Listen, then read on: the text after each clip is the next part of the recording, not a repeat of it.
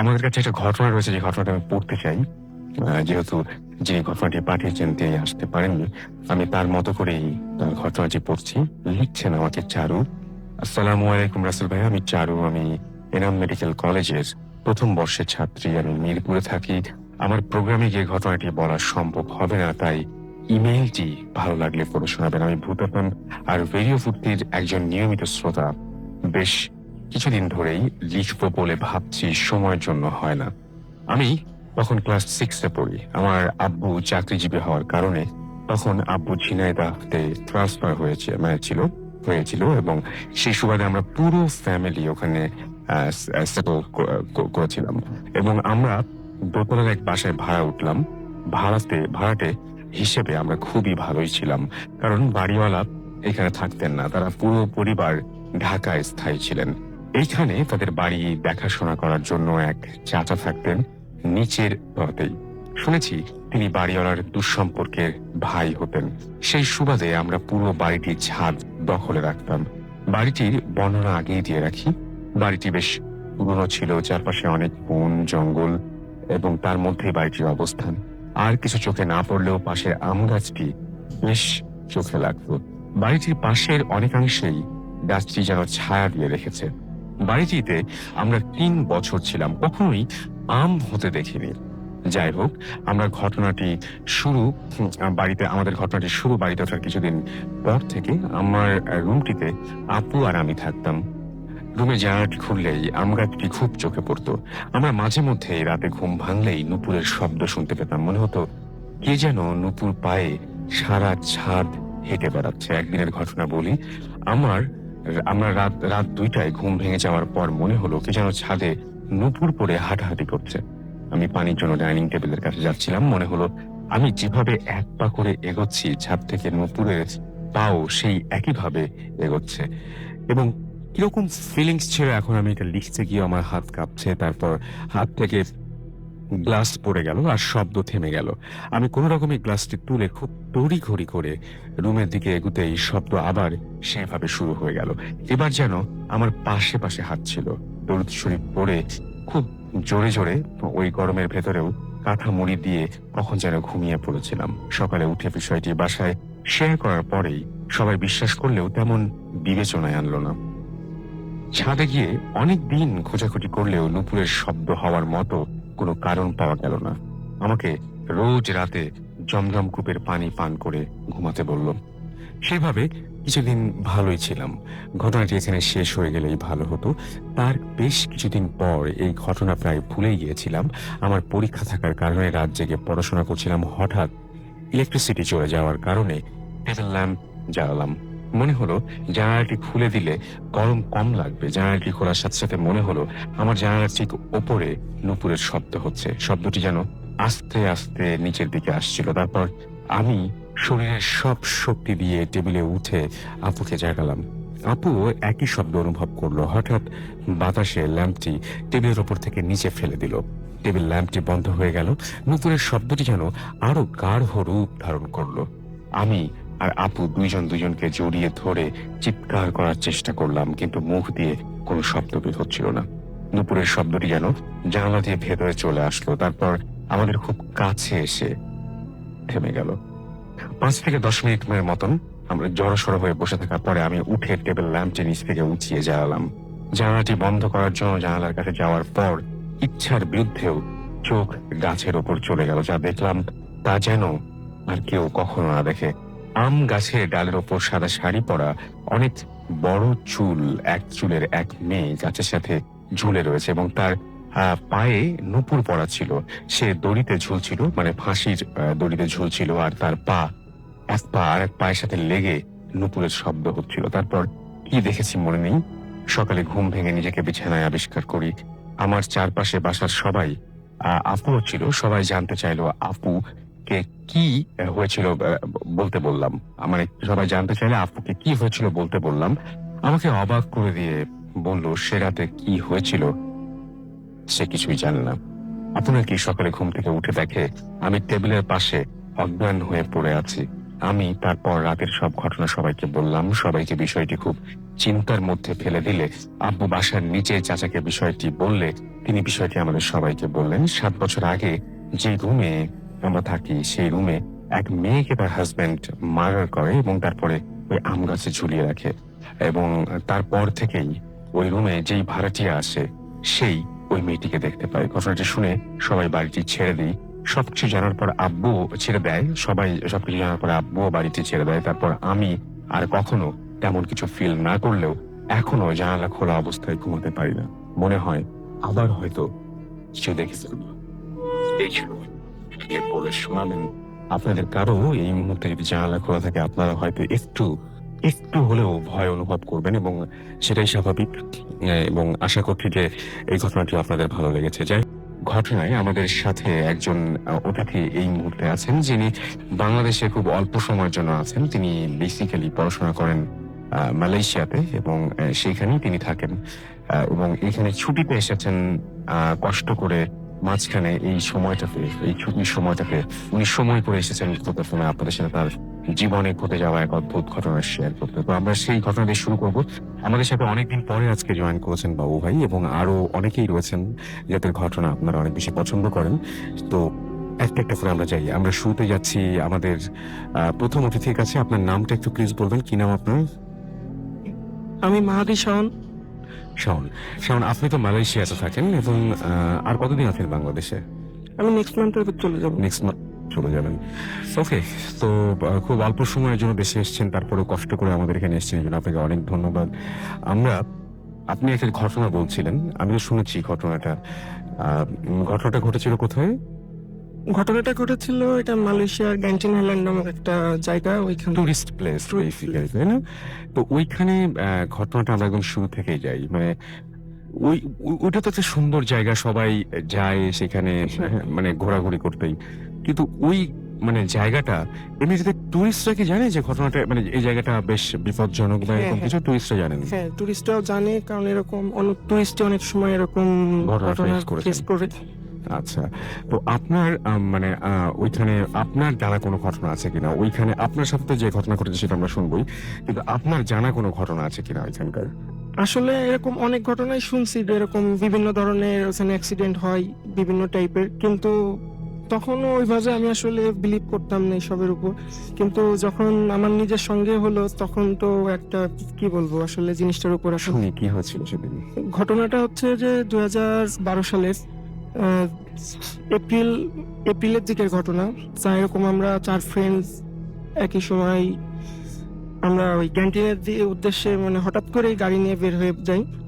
তা ক্যান্টিন হচ্ছে 6000 ফিট উপরে, সি লেভেলের থেকে অনেক উঁচু একটা অন্যতম। ওয়েদারটা কেমন ওখানে? ওইখানকার ওয়েদার ধরেন যে আপনি তো জানেনই যে এটা সি লেভেলের থেকে অনেক উপরে হওয়ার কারণে হঠাৎ করে মেঘ, বাতাস, ঝড় বাতাস আর কুয়াশা। আর এটা বেসিক্যালি বিকাল টাইমের পর থেকে রাত্রে একটু বেশি হয় ওয়েদারটা চেঞ্জ। সেরকম আমরা যখন গেছি রওনা দিই তখন 9টা মতো বাজে। তা 10:30-10টার দিকে আমরা তখন ওইখানে যে 6000 ফিট, টোটাল 6000 ফিটের না উঠে 5500 ফিটের দিকে হচ্ছে আপনার এরকম একটা পার্কিং এর জায়গা আছে। তো আমরা ওইখানে গিয়ে হচ্ছে বসি কিছুক্ষণ। তা হঠাৎ করে ওয়েদার চেঞ্জ, এরকম ঠান্ডা বাতাস হঠাৎ করে। তখনও অতটা বাতাস বা রাস্তা ক্লিয়ার ছিল, পরিবেশ ভিজিবিলিটি ভালো ছিল, কিন্তু হঠাৎ করে তখন এরকম কুয়াশা। আমাদের গায়ে গরম পোশাক নাই বলে তখনই আমরা এখান থেকে রিটার্ন করি, যার উপরে যাব না, আমরা মেন সিটিতে ব্যাক করি। এরকম ব্যাক করার টাইমে এই কুয়াশার ভিতরটা যখন আমরা যাচ্ছি তখন আমার পাশে, আমি পেছনে বসে আছি, আমার সামনে 2 ফ্রেন্ড রয়েছে, একজন ড্রাইভ করছে আর একজন বাস সাইডে বসে আছে। আর পেছনে আমার সঙ্গে পাশে যে বসে আছে তো সে তখন এরকম একটা গল্প বলতেছে, এরকম যে আমার হ্যাঁ গাড়ির ভিতরে আমরা কথা বলতে বলতে হঠাৎ করে একটা প্রসঙ্গে ও ওরকম, যেহেতু চারপাশে কোনো নির্জন জায়গা, মানে আশেপাশে 10-15 কিলোমিটারের মধ্যে কোনো ইয়ে নাই, আর যেহেতু পাহাড়ি রাস্তা সেহেতু প্রচুর আঁকাবাঁকা আর মানে খুবই রিস্কি রাস্তা আর কি। তা তখন ওই পরিবেশের কারণে ও গল্পটা বলতেছে যে কিছু সামনে আগালে ওইখানে একটা স্পট আছে, একটা টার্ন অনেক বিপজ্জনক বাট। তো কিছুদিন আগে ওইখানে একটা অ্যাক্সিডেন্ট ঘটছিল। তা ও যে রেস্টুরেন্টে পার্ট টাইম কাজ করে ওইখানের ম্যানেজারের সাথে জিনিসটা শুনছে, প্লাস পাশাপাশি পরে ফেসবুকে দেখছে যে ওইখানে কিছুদিন আগে যে অ্যাক্সিডেন্টটা ঘটে, একটা কাপল, চাইনিজ কাপল, ওরা মালয়েশিয়া ওই গ্যান্টিনের থেকে ফিরতেছিল। তা ফেরার পথে হঠাৎ করে ওরা অ্যাক্সিডেন্ট করে। তা স্পট ডেড হয় হচ্ছে যে ড্রাইভ করতেছিল হাজবেন্ড, আর যে মহিলা ওনার ওয়াইফ পাশে বসেছিলেন উনি হসপিটালে যাওয়ার 15-20 মিনিট এরকম পরে হচ্ছে মারা যান। তা মারা যাওয়ার আগ মুহূর্তে ওইখানে যারা স্টাফ ছিল ওদের কাছে উনি এরকম গল্প করে যে ওনাদের অ্যাক্সিডেন্টের কারণটার। তা বলে যে এরকম ওনারা যখন ওই বাসটার কাছাকাছি আসছে হঠাৎ করে ওনার গাড়ির উপর কি যেন একটা পড়ছে। তা স্বাভাবিকই কিছু একটা শব্দ হলে তো ব্যাকের দিকে হচ্ছে নজর যাবে।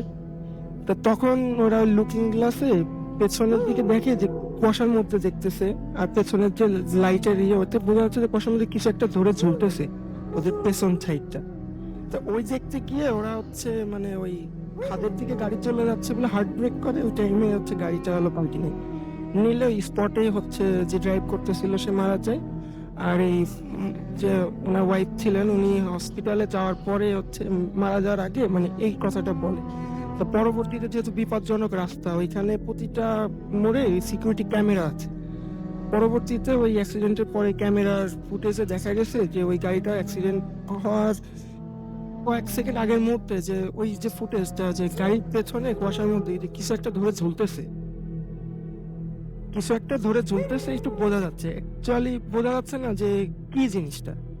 এইটা এরকম ফেসবুকে ও তখন এই গল্পটা মাত্র মানে বলছে।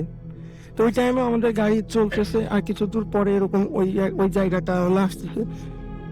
তখন হঠাৎ করে আমাদের যে ফ্রেন্ডটা ড্রাইভ করতেছিল ও বাস সাইডে গ্লাসের দিকে তাকায় গেলে যে এটা কি। তার কিছুক্ষণের ভেতরে হঠাৎ করে বলতেছে এটা কি। তা আমরা বাকি তিনজনই তখন বাস সাইডে গ্লাসের দিকে তাকায় দেখি যে ওই কুয়াশা, হালকা কুয়াশা ওই ভেতর দিয়ে মানে একটা ছায়ার মতো, মানে এখন ওইটা হ্যালুসিনেশনের জন্য হয়েছে কি হ্যাঁ, হয়তো আগে ঘটনাটা শুনেছিলেন সেই জন্য হতে পারে, but কিন্তু চারজন দেখেছিলেন? একই সাথে একটা বিষয়ে এটা আসলে একই জিনিস একই জিনিস দেখতেছি। আমি একটু সুবিধা করে দিই আপনার। আপনি বলছিলেন যে আমাদের এখানে কক্সবাজারের একটা ঘটনা ছিল এরকম যে হ্যাঁ। গাড়ির পাশ দিয়ে কোন একটা হ্যাঁ, মানুষ হ্যাঁ, হ্যাঁ। যায় এবং আপনাদের আপনারা এরকম এরকম টাইপের একটা যে ছায়া আমাদের ঠিক গাড়ির সমান্তরাল দিয়ে ওই তালে তালে হচ্ছে ভেসে ভেসে যাচ্ছে। তা আমরা এটা ম্যাক্সিমাম 5-6 সেকেন্ড মতো হলো জাস্ট দেখার সুযোগটা পাইছি, কারণ গাড়ি রানিং এ চারজনই ওইটা দেখতে দেখতে হঠাৎ করে মানে সামনে নজর যায় যে গাড়ি হচ্ছে একদম সোজা ঘাটের দিকে যাচ্ছে। তখন হার্ট ব্রেক করে ডাইনে টার্ন নেওয়ার সাথে সাথে আমাদের গাড়িটা মানে হিট করে। কিস করার পর যখন গাড়িটা এরকম অবস্থায় তখন আমি পেছনে মানে জাস্ট 2-3টা ধাক্কা খাই পিছিয়ে, ওর মধ্যেই তো ঘুরতেছি আমি, পেছনের গ্লাস ভেঙে আমি 10-15 হাত দূরে ছুটে যেয়ে পড়ি। তা তখন পড়ার সাথে সাথে আমি উঠে দাঁড়াইছি, এখন আমার এত ফিলিংস নাই যে আসলে আমার মানে এরকম হচ্ছে কেটে গেছে কিনা বা ব্যথা। তখন আমার চিন্তা যে আমি পেট্রোলের স্মেল আসছে, কোন একটা অ্যাক্সিডেন্ট করতে পারে। আমি তখন দৌড় দিয়ে গিয়ে আমার পেছনের যে ফ্রেন্ড ওকে ওই পেছনের ওই গ্লাস ভাঙা যে টেনে বার করছি। এখন সামনের 2টা ফ্রেন্ডই তো ধরেন যে হচ্ছে সিট বেল্ট বাঁধা, ওরা ওর মধ্যেই আটকায় আছে। আছে। পরে ওদেরকেও বের করলাম যত দ্রুততার সাথে। তা মানে আশ্চর্যের ব্যাপার যে আমাদের যে ড্রাইভ করতেছিল ওনার শুধু কানের এখানে একটু কাটছে, একটু রক্ত পড়ছে, আমার একটা আঁচড়ও লাগে নাই। কিন্তু গাড়ির দিকে নজর দিলে আপনি ছবি পাঠিয়েছিলেন আমাদের। হ্যাঁ আমি আপনাকে ছবিও দেখেছি, গাড়ির দিকে দেখে কেউ মানে বিশ্বাস করতে পারে না যে আমরা চারজনের অবস্থা। বেঁচে আছেন আপনারা, বেঁচে এটা আছি। বোঝা যায় না গাড়ি দেখে। তা যেহেতু অনেক উন্নত দেশ, লোক কোথায় আছে জানি না, কিন্তু ঠিক আমাদের অ্যাক্সিডেন্টের 10-15 মিনিটের মাথায় ওদের যে রোন্ডা বলে ওদের লোকাল ল্যাঙ্গুয়েজে, মানে যারা হচ্ছে এই ইমার্জেন্সি সাপোর্ট দেয় হাইওয়েতে, ওরা চলে আসছে। আসার পরে তখন ওরা জিজ্ঞেস করতেছে, এখন ওরা বিলিভ করতে চায় না যে গাড়ির মধ্যে আমরা ছিলাম। পরে ওরা একটা বললো যে কারণ কি। তো তখন আমরা বললাম যে আমরা এরকম এই জিনিসটা দেখছি, দেখার পরে এরকম টার্ন নিতে গিয়ে তো তখন ওরা বলতেছে যে তোদের কপাল অনেক ভালো যে এরকম সাধারণত অ্যাক্সিডেন্ট খুব ঘটে, যেহেতু বিপজ্জনক রাস্তা। তো ম্যাক্সিমাম অ্যাক্সিডেন্টের ঘটনায় যারা আমাদের মতো এরকম সাফার করে আসতে পারে যে তাদের একই ঘটনা যে তারা কিছু দেখছে এরকম, মানে এরকম ধরনের কিছু একটা দেখেছে। যে কেন ঘটে ওই জায়গাটা এখন এরকম? পরবর্তীতে আমরা মানে যেহেতু এরকম একটা ঘটনা ঘটছে তা আমরা পরবর্তীতে ধরেন যে ইন্টারেস্টেড হয়েছি যে জিনিসটা আসলে কি কারণে। তো এমনিতে মালয়েশিয়াতে প্যারানর্মাল এই জিনিসটারে ওরা খুব বিলিভ করে, যে কারণে ওদের এইখানে এই প্রবলেমগুলো অত্যাধিক বেশি। তারপরে যখন ভূতকে কি বলেন ওরা? ওরা মানে লোকাল ল্যাঙ্গুয়েজে ভূতকে বলে হচ্ছে হান্তু। হান্তু। হান্তু। তা পরবর্তীতে আমরা যখন ওটা করছি যে কিভাবে কি হলো, ওই আগের অ্যাক্সিডেন্টের ঘটনায় তখন ফিরে গেছি। তা ওই 3-4 বছর আগে একজন মালয়েশিয়ান চাইনিজ, উনি ওই যেহেতু ক্যান্টিন তো মানে বিখ্যাত অনেক কারণে, তার মধ্যে একটা হচ্ছে আমাদের সাউথ ইস্ট এশিয়ার বৃহত্তম ক্যাসিনো আছে এখানে। আর প্রচুর পরিমাণ চাইনিজ ওইখানে গিয়ে ধরেন যে বিট করে, অনেকে সর্বস্ব খোয়ায়, তো যে কারণে এখানে অ্যাভেলেবেল এরকম সুইসাইড ঘটনা আছে। তো তার মধ্যে একটা যে ওই স্পটে একজন চাইনিজ ভদ্রলোক, উনি এক টেবিলে বসে এক রাতে প্রায় 70 মিলিয়ন রিঙ্গিত হচ্ছে লুজার হয়েছে। হওয়ার পরে উনি ওইখান থেকে নাকি ওই গাড়ি সহ জাম্প করে হচ্ছে সুইসাইড করে। তারপরের থেকেই ওই 2-3 বছর পরের থেকেই ওই রোডটাতে ওই একটা স্পেসিফিক স্পটে এরকম অহরহ অ্যাক্সিডেন্টের ঘটনা ঘটে। কেউ বাঁচে, আমাদের মতো কেউ লাকিও হইতে পারে, হয়তো অশেষ দোয়া ছিল বাবা মার সবার সেটাই। ক্ষেত্রে। অনেক ধন্যবাদ আপনাকে এবং ওয়েলকাম ব্যাক। শুনছেন সবসময়ের ভিডিও ফুর্তি 88.0 OFM। আমি রাফেল আছি সাথে এবং চলছে ভূতাটা। আমার সাথে হচ্ছে মাসুম এবং আজকে অতিথিরা, এবং আপনাদের সবাইকে আরো একবার স্বাগত জানাচ্ছি। আপনারা সবাই জানেন যে ভূত একটা এখন আরো অন্যরকম উইথ গ্রামীণ ফোন, এবং আমি দেখতে পাচ্ছি যে অলরেডি ফেসবুকে অনেকে লিখছেন যে আই লাভ ভূত এফএম। আমার কমেন্টগুলো পড়া হয় না কেন, লিখেছেন প্রান্ত মিক্স, তিনি লিখেছেন ভিডিও ফুর্তি যে পেজটা রয়েছে সেখানে, এবং ইমন রাসেল লিখেছেন ফার্স্ট যে স্টোরিটা সেটা নাইস।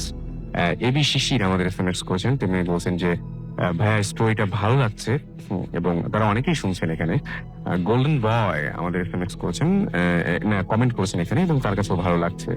এছাড়াও দেখতে পাচ্ছি আমাদেরকে সুমন রেজা লিখেছেন এইমাত্র জয়েন করলেন, আমাদেরকে মিঠু এসএমএস করেছেন, এখানে কমেন্ট করেছেন, এবং তিনি বলছেন সেকেন্ড ঘটনাটি অসম লেগেছে তার কাছে। আমাদেরকে এছাড়াও আরো অনেকেই এখানে কমেন্ট করেছেন, কিন্তু আমার যে পেজটা রয়েছে সেই পেজেও আমি দেখতে পাচ্ছি অনেকেই কমেন্ট করছেন। পিএইচ নিলয় লিখেছেন থ্যাংকস ভূতপ্রথম। থ্যাংকস তো আপনাদের পাওয়া উচিত, আপনারা এত কষ্ট করে আমাদের সাথে থাকেন। ইয়াসিন আরাফাত প্লাবন আমাদেরকে কমেন্ট করেছেন, এই কমেন্টটা যদিও অনেক আগের করা, তিনি ওয়েট করছিলেন ভূতপ্রথমের জন্য। এছাড়াও আমি দেখতে পাচ্ছি যে আমাদেরকে স্বপ্নীল স্বপ্ন আমাদেরকে কমেন্ট করেছেন। এছাড়াও আমাদের এখানে কমেন্ট করেছেন, আচ্ছা তিনি বলছেন গেস্টদের ছবি কেমন আছেন, প্রতি এপিসোডে গেস্টদের ছবি আপলোড দেওয়া যাবে কিনা। মাঝে মাঝে দেই, মাঝে মাঝে দেই না, তবে মাঝে মাঝে গেস্টদের তোলা ছবিও কিন্তু দেই আমরা, রাইট। হাসিনা আস্তার আমাদের এখানে কমেন্ট করেছেন এবং লিখেছেন ভূত এফএম অনেক ভয়ানক একটা প্রোগ্রাম। তো এখানে যদি আপনি কমেন্ট করতে চান চলে যান www.facebook.com/bhutafm.raffle।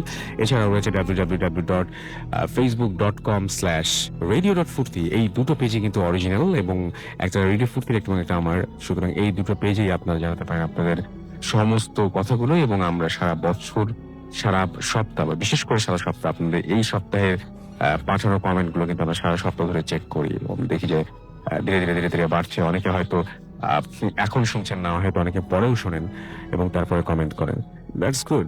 আমরা এখন চলে যাব বাবু ভাইয়ের কাছে। অনেকদিন পরে বাবু ভাই আসছেন, আমরা তার কাছ থেকে একটা ঘটনা শুনি। কেমন আছেন আপনি এখন? আসসালামু আলাইকুম রাসূল ভাই, আছি ভালো আছি আলহামদুলিল্লাহ, doing better. Okay, you are doing better, that's great. এবং মানে ইনশাআল্লাহ এখন দেখে মনে হচ্ছে যে অনেক ভালোই আছেন। মানে মাঝখানে যেরকম ভেঙেই পড়েছিলেন মাঝখানে একবার। আপনাদের সবার দোয়ায় এখন কিছুটা ভালো আছি, মানে বেশ ভালো আছি আলহামদুলিল্লাহ। যাই হোক, আমরা আমি একটু আগেও খুব ইয়ে লাগছিল যে এর আগে একটা এপিসোডে বাবু ভাইয়ের আসার কথা ছিল, এবং তিনি ওই দিন আমাকে বললেন যে আমি আসতে পারবো না, যে আমি, এবং তিনি আপনি এটা মনে হয় বলছিলেন যে আমি প্রথমবারের মতো আপনাকে বলছি যে আসতে পারবো না, কারণ হ্যাঁ তখন এরকম বেশ সময় না। অসুস্থ ছিলাম। রাইট। তো সেখান থেকে বেরিয়ে আসাটাই বড় কথা। আমরা যে ঘটনাটা আজকে শুনবো, জি, সেই ঘটনাটা কোথাকার? এটা হচ্ছে রাসূল ভাই পুরান ঢাকার আপনার এটা হচ্ছে আপনার একটা মাঠ, এবং এই মাঠটা হচ্ছে আপনার সবাই চেনে। আমি নামটা বলবো না, কারণ অনেকে কিউরিয়াস হয়ে ওখানে চলে যাবে ওটা দেখার জন্য। কিন্তু অনেকে আপনার কি ধারণা আছে, অনেকে হয়তো বুঝতেও পারছেন সেটা, যে অনেকে হয়তো ধারণা করতেন পুরান ঢাকা একটা মানে আপনার সেখানে একটা জনবহুল এরিয়া, সেখানে একটা মাঠ, এখানে একটি মাঠ, মানে স্পেসিফিকলি বললে হয়তো অনেকে যে বসে থাকবে, হ্যাঁ, আর এখন যদি বসে থাকে আমার কোনো ব্লেম নেই আর কি। বিল্ডিং তোলার চিন্তা করতে পারে। পুরো চিন্তা করতে পারে, সেটাই। আচ্ছা যাক, এই মানে এই মাঠটা আপনার ওখানে আছে এবং অনেকদিন ধরেই আছে, বেশ পুরানো মাঠ। এমনি দিনের বেলা খেলাধুলা হয়, খুব ব্যস্ত থাকে এবং আশেপাশে জনবহুল এরিয়া, মানুষজন চলাফেরা করে। তো এই ঘটনাটা আমি শুনেছি আমার এক বন্ধুর কাছে, ওর নাম তন্ময়। ওর বোনের বাসা ঠিক মাঠের পাশেই, ছোট বোনের বাসা। তো একদিন রাতে ওর বোন ঘুমিয়েছিল রাতে, তো সারা ঘুমানোর পর ভোরের দিকে একটু ঘুম ভাঙে ওর আজানের পর। তখন অলরেডি জাস্ট ফজর আজানটা শেষ হয়েছে আর কি, এরকম একটা সময়। অন্ধকার তখনও, চারিপাশে হালকা আলো ফুটছে আর কি, এরকম একটা সময়। তো ঘুম থেকে উঠে পানি খেতে আসে আর কি, ডাইনিং স্পেস। তো ডাইনিং স্পেসে যখন পানি খেতে আসে, তো পানি খায়, পানি খেয়ে হঠাৎ জানলা দিয়ে ওর চোখ যায় বাইরে। তো অল্প আলোর মধ্যে, হালকা আলোতে দেখতে পায় মাঠের মধ্যে একদল ছেলে ফুটবল খেলতেছে। তো এটা স্বাভাবিক হতেই পারে ভোরবেলা, মানে কিন্তু একটু আর্লি ফর মানে প্লেইং অন দ্য গ্রাউন্ড, একটু আর্লি সময় আর কি খেলার জন্য। তো তারপরেও এটা দেখে যে খেলতেছে, তো পানি খেতে খেতে হঠাৎ ওর চোখটা ভালো মতন পড়ে, মানে প্রথম নজরে যেরকম দেখেছে, পরের নজরে যে যখন দেখে যে যারা খেলছে তাদের মুখ দেখা যাচ্ছে না, মাথা নাই আর কি বলতে গেলে, আচ্ছা, এবং পাও নাই, মানে পায়ের নিচের অংশটাও নাই, কিন্তু ফুটবল জাতীয় কিছু একটা নিয়ে তারা খেলতেছে। তো এটা দেখে তার বুকের মধ্যে ধপ করে উঠে, যেটা ফার্স্ট কি দেখলাম হঠাৎ। তো কিছুক্ষণ এই সিনটা দেখলো সে খেলাধুলা, এবং সে অনেকক্ষণ ধরে তাকাই থাকে। যে যার কথা বলছি আমাদের যে ছোট বোনটা, সে বেশ সাহসী আর কি। আচ্ছা, হ্যাঁ, সে খুব স্ট্রং, মানে সহজে এরকম মানে মচকা যায় না, বা অনেকে আছে ভয় পেয়ে যায়, পাওয়ার মতো না না সেরকম না। ও মানে ছোটবেলা থেকে বেশ সাহসী। ওকে, তো ওরকম তাকিয়ে দেখে, অনেকক্ষণ দেখার পর হঠাৎ করে খেয়াল করে যে ওদের মধ্যে থেকে আবার একটা কুকুর হয়ে গেছে। আচ্ছা, এবং কুকুরটাও দৌড়াচ্ছে মাঠের মধ্যে, এবং মাঠের মধ্যে যারা খেলছিল তাদের মধ্যে, হ্যাঁ ওখানে দৌড়াচ্ছে, এবং মানে পুরো মাঠটা সার্কেল করছে সে। তো এটা দেখতে দেখতে হঠাৎ দেখে যে একটা লোক, মানে প্রথম মুসল্লি, নামাজ টামাজ পড়ে আপনার মর্নিং ওয়াক করতে ঢোকে আর কি। তো প্রথম মুসল্লি সে মাঠের ভেতরে পাড়া দেয়। মুসল্লিটা প্রথমেই ওনার চোখটা ওদিকে পড়ে নেয় আর কি, তিনি জাস্ট মাঠে ঢুকছে আর কি, প্রথম দৃষ্টির অন্যদিকে পড়ছে আর কি। আচ্ছা, ওনাকে দেখার সাথে সাথে এই যতগুলো মানে আপনার খেলোয়াড় ছিল সবাই মানে অনেকটা একটা ওই যে পাওয়ার একসাথে হয়ে যায় না, জাস্ট লাইক মানে ওরকম করে একসাথে কম্বাইন হয়ে যায়, কুকুরটা সহ হয়ে একটা মানুষও পরিণত হয়। তো মানুষটা হচ্ছে একটা জাস্ট সাধারণ মানে আর কি টোকাই টাইপের একটা ছেলে, রাস্তায় চলাফেরা করে ওরকম একটা ছেলে, ওরকম একটা মানুষে পরিণত হয়। এবং ছেলেটা আস্তে করে মাঠের এক কোণা দিয়ে হেঁটে বেরিয়ে যায়, মানে হেঁটে চলে যায় মাঠের পাশ থেকে। এবং মানে এটা থেকে সে অবাক হয়। তো এটা নাকি পরবর্তীতে সে মানে একজনের সাথে আলাপ করে, তো সে বলে যে এটা তো পুরান ঘটনা, এটা এর আগেও এরকম এখানে যারা থাকে আশেপাশে তারা কয়েকজনই দেখছে এরকম সিন ওই মাঠটাতে। হ্যাঁ, সকালবেলা এই কাণ্ডটা ঘটে। তো যার মানে ওর বিশ্লেষণ যে নিশ্চয়ই এটা কোনো জিন, আচ্ছা, যে নাকি আশেপাশে পুরান ঢাকার কোনো একটা দোকানে বা কোনো কারখানায় বা সাধারণ আম আদমির মতো চাকরি করে, সেখানে কাজ করে, সকালবেলা হয়তো সে ওখানে এসে খেলছিল, খেলাধুলা আচ্ছা। করছিল ভোরবেলা। তো সে কারো ক্ষতি করে নাই, কাউকে দেখার সাথে সাথে সে নিজেকে মানে গুটায় ফেলছে। পুরান ঢাকা থেকে যারা শুনছেন তারা অনেক জানানো ঘটনাটা। হ্যাঁ, যারা ওই সবচেয়ে মজা পাচ্ছেন যারা এখন ওই মানে পুরান ঢাকায় থাকেন না, কিন্তু ওই এলাকায় কোনো কাজে গেছেন বা ওখানে গাড়ি চালাচ্ছেন, তো সেটাই মাঠের আশেপাশে যারা, তো আমি নিজে ওই মাঠের আশেপাশে অনেকবার গেছি। আচ্ছা, না, আমি শোনার পর আমি চিন্তা করলাম ওই মাঠ। তা আমি আমার বন্ধুর সাথে আলাপ করতেছিলাম যে মাঠটার নাম বলবো, অবশ্যই তোমার ব্যাপার। তাই আমি বললাম যে আমি যদি এটা বলি অনেকে কিউরিয়াস হয়ে দেখা যাবে মাঠের আশেপাশে বসে আছে রাত্রে। তো এই কারণে, তবে মানুষ অনেকে গেস করে ফেলছে, এবং আমার মনে হয় অনেকেই মাঠের কাছে থাকবেন। রাইট, আমার তাই মনে হয়। আমরা পরবর্তী ঘটনা যাবো, এবং আমরা এবার একটা ইমেইল পড়বো আবারও, এবং ইমেইলের পরে আমরা আবারও ফিরে আসবো আমাদের অতিথির কাছে। আরো একটা ইমেল আছে, সেটা পড়ছি আমি, এবং আমাদেরকে লিখেছেন এটা আমাদের একজন লিসেনার। রিজা রাসেল ভাই, আমার ঘটনাটা পড়ে শোনানোর জন্য অনুরোধ করছি, কারণ আমার পক্ষে স্টুডিওতে আসা সম্ভব নয়। আমি আজাদ লিখছি রাজশাহী মহানগরীর হোসেনীগঞ্জ এলাকা থেকে। আজকে আমি আপনাদের সাথে যে ঘটনাটি শেয়ার করব সেটি আমার সাথে রাজশাহী মেডিকেল কলেজে ঘটে যাওয়া একটা ঘটনা। ঘটনাটি প্রায় 2 মাস আগের ঘটনা। আমার এক চাচা রাজশাহী মেডিকেল কলেজে তখন ভর্তি। আমাকে প্রতিদিনই মেডিকেলে যাতায়াত করতে হয়। আমি আমার মতোই যাতায়াত করতাম, কিন্তু সেদিন একটু রাত হয়ে যায়। আমি এমার্জেন্সি গেট ক্রস করতেই দেখি একজন রোগীকে মুমূর্ষু অবস্থায় এমার্জেন্সিতে ভর্তি করা হচ্ছে। তার মাথা, মুখ ও গলা ছুঁয়ে রক্ত পড়ছে। আমি তা দেখে ভয় পাইনি, কষ্ট পেয়েছি। তারপর আমি লোকটিকে দেখার জন্য এমার্জেন্সিতে যাই। সেখানে ওই লোকটিকে একটি বেডের ওপর রাখা হয়েছে। যারা তাকে নিয়ে এসেছিল তারা হলেন ড্রাইভার, এবং তারা তাকে ওখানে রেখে চলে গেছে। ওইখানে থাকা একটি মহিলা আমাকে এই কথা বলে। তখন লোকটির প্রতি আমার অনেক মায়া হয়, দেখি আমি তার জন্য কিছু করতে পারি কিনা। কিছুক্ষণের মধ্যে একজন বয়স্ক লোক সেখানে আসে। বুঝতে পারছিলাম না লোকটিকে। সেখানে থাকা মহিলাটি বলল উনি ডাক্তার। তখন আমি তাকে বলি, আঙ্কেল তাড়াতাড়ি কিছু একটা করেন, তার অনেক রক্ত বের হয়ে গেছে। সেই বয়স্ক লোকটি আমাকে বলে, তুমি চুপ করে বসো। তখন আমি আর কারোর সাথে কথা না বলে চুপচাপ বসে পড়ি। হঠাৎ আমার চাচার কথা মনে হয়ে যায়। তখন আমি আমার মোবাইল ফোনটা বের করে দেখি রাত 11:17। আমি কিছুটা অবাক হই, আবার ভাবি হয়তো ঠিকই আছে, আজ আমি অনেক রাতে মেডিকেলে এসেছি, এই ভেবে মনকে সান্ত্বনা দিই। হঠাৎ ইমার্জেন্সি থাকা ওই মহিলা বলে, এই রোগীর গার্জিয়ানকে। তখন আমি কিছু না বুঝেই বলি, আমি গার্ডিয়ান। তখন ওই বয়স্ক আঙ্কেল তার মাথার ব্যান্ডেজ করে তাকে 8 নম্বর ওয়ার্ডে ভর্তি করার নির্দেশনা দেয়। বলে রাখি যে ওই রুমে তখন আমরা 3 জন আর ওই রোগী। তারপর যথারীতি যেমন কথা তেমন কাজ। আমার সাথে থাকা মহিলাটি একটি ট্রলিতে তুলে রোগীটিকে আমরা নিয়ে আসি সেই ওয়ার্ডে, এবং সাথে আমিও ছিলাম। এবার লিফটে ওঠার পালা, কারণ ওয়ার্ডটি 2 তলায়। আমরা ভালোভাবে লিফটে উঠলাম এবং ভালোভাবে লিফট থেকে বের হলাম। এবার আমরা একদম সেই ওয়ার্ডের সামনে। তারপর ঢুকলাম। আমার সাথে থাকা মহিলাটি তার হাতের ট্রলি ছেড়ে দিয়ে বলে রোগীকে বেডে শুইয়ে দিতে। আমি আর মহিলাটি রোগীটিকে বেডে শুইয়ে দিলাম।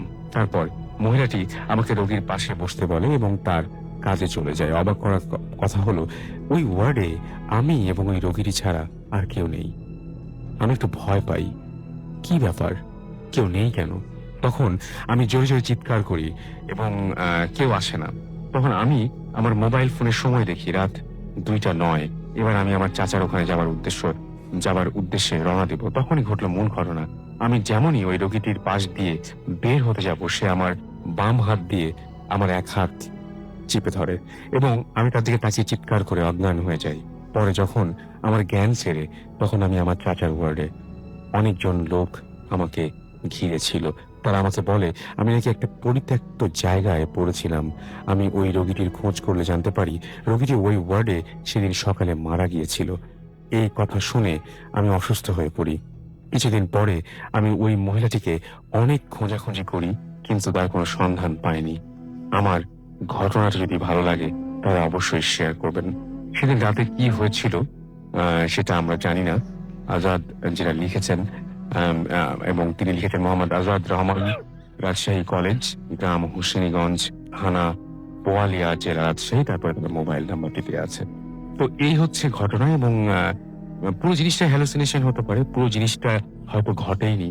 কথা হচ্ছে যে আসলে তো এরকম মানে চরম মুমূর্ষু একজন রোগী এসেছিল, এবং সেই রোগীটি তো তিনি যেটা বলছেন যে পরের দিন সকালবেলায় খবর নিয়ে জানা গেছে মারা গিয়েছেন। এখন যার কথা উনি বলছেন তার সঙ্গে আসলেই উনি এসেছিলেন কিনা, সেই রোগীর সাথে আসলে যাকে বোঝাতে চেষ্টা করছেন সেই রোগী আর এই রোগী একই কিনা, উনি তো দেখতে চাননি।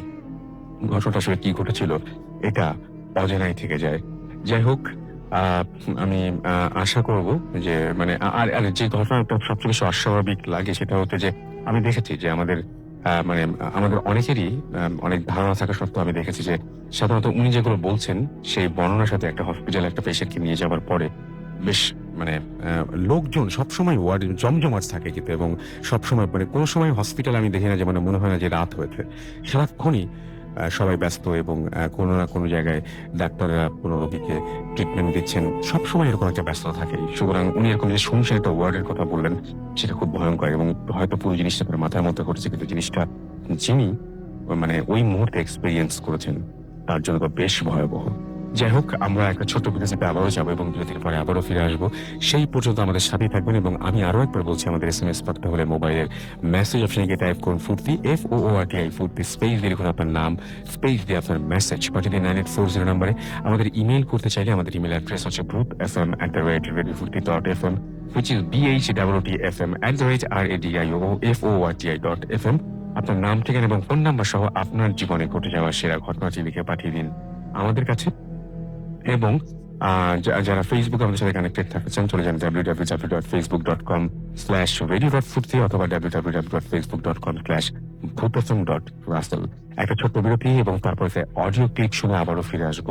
সেই পর্যন্ত আশা করছি আমাদের সাথে থাকবেন, কোথাও যাবেন না। স্টে টিউনড রেডিও ফুর্তি অ্যান্ড ডোন্ট স্টপ দ্য ফুর্তি।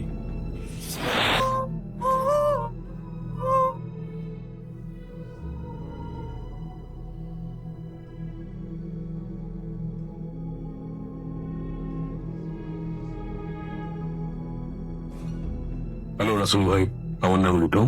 আমি ভূত এফএমের একজন বিশাল বড় ফ্যান অ্যান্ড রেগুলার লিসনার। আমি ইন্ডিয়াতে ব্যাঙ্গালোর শহরে থাকি কর্মসূত্রে, বাট আমি অরিজিনালি ফ্রম ক্যালকাটা। আর আমার এই যে ঘটনাটা আমি শেয়ার করবো, এটাও ক্যালকাটাতেই আমার সাথে এবং আমার ফ্যামিলির সাথে ঘটেছে। আজ থেকে প্রায় 10 বছর আগের কথা। আমরা একটা নতুন অ্যাপার্টমেন্ট নিয়ে সেখানে মুভ করি। খুব বন্দি, খুব অনেক ইনভেস্টমেন্ট করা হয়েছিল এই অ্যাপার্টমেন্টটাতে, কিন্তু আনফর্চুনেটলি ওখানে এমন কিছু ইনসিডেন্টস ঘটে যে আমাদের এত শখের অ্যাপার্টমেন্ট ওটা ছেড়ে আমাদের অন্য জায়গায় মুভ করে যেতে হয়েছিল very soon, very short time. তো এইভাবে শুরু হয় অ্যাপার্টমেন্টে। প্রথমে আমরা যখন মুভ করলাম, ইনিশিয়ালি এভরিথিং ওয়াজ ওকে। তারপর যেটা হয়, আমরা একটা স্বপ্ন দেখতে শুরু করি, আমি, আমার বাবা মা। এবং ঘটনাচক্রে আমরা যখন আমাদের নেইবারদের সাথে কথা বলি, যারা ফ্ল্যাটের ওই ডিরেকশনে থাকতো, ধরুন আমার উপরে বা আমাদের নিচে, ওই দিকে যারা থাকতো, এভরিওয়ান সবাই একই স্বপ্ন দেখছিল। এটা খুব অদ্ভুত, এটা কোনো সাইন্টিফিক ভিত্তি আমরা খুঁজে পাইনি যে একই স্বপ্ন কি করে এতগুলো মানুষ দেখতে পায়। এবং স্বপ্নটা এরকম ছিল যে আমাদের অ্যাকচুয়ালি আমার জানলার নিচে তাকালে আমাদের ফ্ল্যাটের অ্যাপার্টমেন্টের ক্যাম্পাসের মধ্যে একটা ওয়াটার ট্রিটমেন্ট প্লান্ট ছিল, কিন্তু স্বপ্নে আমরা দেখতাম যে ওয়াটার ট্রিটমেন্ট প্লান্টটা নেই, তার জায়গায় একটা বিশাল বড় গাছ, খুব বড় গাছ, বট গাছের মতন, এবং তার ডালপালাগুলো জানলা দিয়ে দেয়াল ভেঙে গোটা ঘরের মধ্যে ঢুকে দেয়াল জুড়ে, তুলি জুড়ে ডালপালাগুলো ছেয়ে আছে। এই গাছের স্বপ্নটা আমরা সবাই দেখতাম। এটা বলা হয় যে অল অ্যারাউন্ড বেঙ্গল এটা মানা হয় যে এই বড় যে গাছটা, বট গাছ, এটাতে ব্রহ্মদত্তি থাকে। ব্রহ্মদত্তি is like an ancient guardian spirit, like an ancient demon, কিন্তু more of a protector, রক্ষা করেন। কিন্তু বলা হয় যে বটগাছ কোনোদিন কাটতে নেই, বা কাটলেও সেখানে একটা রিচুয়াল বা একটা পুজো, কিছু প্রসেস করা উচিত। পরে ডিস্টার্ব করা উচিত না, ব্রহ্মমূর্তি বা এরকম স্পিরিটকে ডিস্টার্ব করা উচিত না। তো আমরা তারপর খবর নিয়ে জানতে পারি যে আমাদের ঠিক যে জায়গাটায় আমরা দেখতাম ওই গাছটা স্বপ্নে, অ্যাকচুয়ালি সত্যিকারের ওই জায়গাটাতে ওই রকম একটা গাছ ছিল, যেটা কেটে অ্যাপার্টমেন্টটা কনস্ট্রাক্ট করা হয়েছিল এবং কোনো পুজো করা হয়নি। তো যাই হোক, এটা দিয়ে শুরু হয়েছিল ঘটনা। এবং এটা নাইটমেয়ারের মতো, মানে আমরা এটা রোজ দেখতাম এই স্বপ্ন, রোজ একবার না একবার এই স্বপ্নটা আমরা দেখতাম। যাই হোক, পরে যেটা আস্তে আস্তে শুরু হয় সেটা হচ্ছে আমাদের যে ব্যালকনিটা ছিল ড্রয়িং রুমে, সেটা একটা টানা কাঁচের ব্যালকনি ছিল, একটা গোটা দেয়াল জুড়ে কাঁচের স্লাইডিং ডোর ছিল। তো সেখানে না খালি দেখা যেত যে আমি পুরো একজন বসে আছে, একজন বয়স্ক মহিলা, সে আমাদের ব্যালকনিতে যে চেয়ারটা থাকতো সেখানে বসে আছে, বা কাঁচের মুখ রেখে হাত রেখে আমাদের দিকে দেখছে, বা হেঁটে বেড়াচ্ছে, বা ব্যালকনির কোনায় দাঁড়িয়ে আছে, কিন্তু ব্যালকনিতেই আছে। এটা দেখা যেত এবং প্রথমে মনে হতো মনের ভুল, কিন্তু তারপর জিনিসটা খুব রেগুলার হয়ে যায়। এবং শুধুমাত্র আমরা নয়, আমাদের বাড়িতে যত কাজের লোক ছিল, সার্ভেন্ট, বা আমাদের ধরুন যারা রিলেটিভরা এসে নাইট স্টে করতো, অনেকেই কিন্তু ওনাকে দেখতে পেতেন। শুধুমাত্র রাতও নয়, ওনাকে দিনের বেলা, বিকেল বেলা অনেক সময় দেখা যেত। ওরকম পুরো মানুষের মতো চেহারা, রক্ত মাংসের মানুষের মতন, কোনো ট্রান্সপারেন্ট ট্রান্সলিউশন কিছু নয়, সাদা ময়লা কাপড়, ছিপছিপে লম্বাটে চেহারা, চোখ একদম কোটরে ঢুকে আছে, 70-80 বছর বয়সের একজন মহিলা, চামড়া কুচকানো, সাদা চুল। ওনাকে দেখা যেত, উনি কিছু বলতেন না, কিছু করতেন না, কিন্তু শুধু তাকিয়ে থাকতেন, খুব স্পেকি একটা দৃষ্টিতে উনি তাকিয়ে থাকতেন। এবং এটা আস্তে আস্তে অনেক রেগুলার হয়ে গেল, মানে অনেক বেশি ওনাকে দেখা যেত। ধরুন আপনি ব্যালকানির পাশ দিয়ে হেঁটে যাচ্ছেন, আপনি যখন দেখলেন কি ব্যালকানি দিয়ে কেউ একজন তাড়াতাড়ি করে উনি ব্যালকানির ডান দিক থেকে বাদিক থেকে ডান দিকে হেঁটে চলে গেলে। তারপর অনেকে আমাদের এটাও বলেছে যে তারা যখন রাস্তা দিয়ে নিচে পাস করে, আমাদের বাড়ির দিকে তারা যখন তাকায় উপরে, তখন তারা কিন্তু দেখতে পায় যে আমাদের ব্যালকনিতে কেউ একজন বসে আছে। এবং যে ডিসক্রিপশন ওনারা যে বর্ণনা দিয়েছেন, ইট ইজ এক্স্যাক্টলি সেম আমরা যে মহিলাকে ঘরের মধ্যে থেকে দেখতে পাই। যাই হোক, আমরা এটা জানা যায় যে হয়তো ওই বাড়িটা হওয়ার আগে ওখানে যে ওখানে একটা পুরোনো বাড়ি ছিল, মানে অ্যাপার্টমেন্ট কনস্ট্রাকশনের আগে একটা পুরোনো বাড়ি ছিল, সেইখানে যে ল্যান্ডলর্ড ছিলেন প্রপার্টির কারণে সেই যে মাকে মেরে ফেলেছিল, এটা শোনা যায়। তো আমরা লিঙ্ক করি তো হয়তো এটা তার মায়েরা, যাকে আমরা দেখতে পাচ্ছি জায়গাটা উনি ছাড়তে পারে।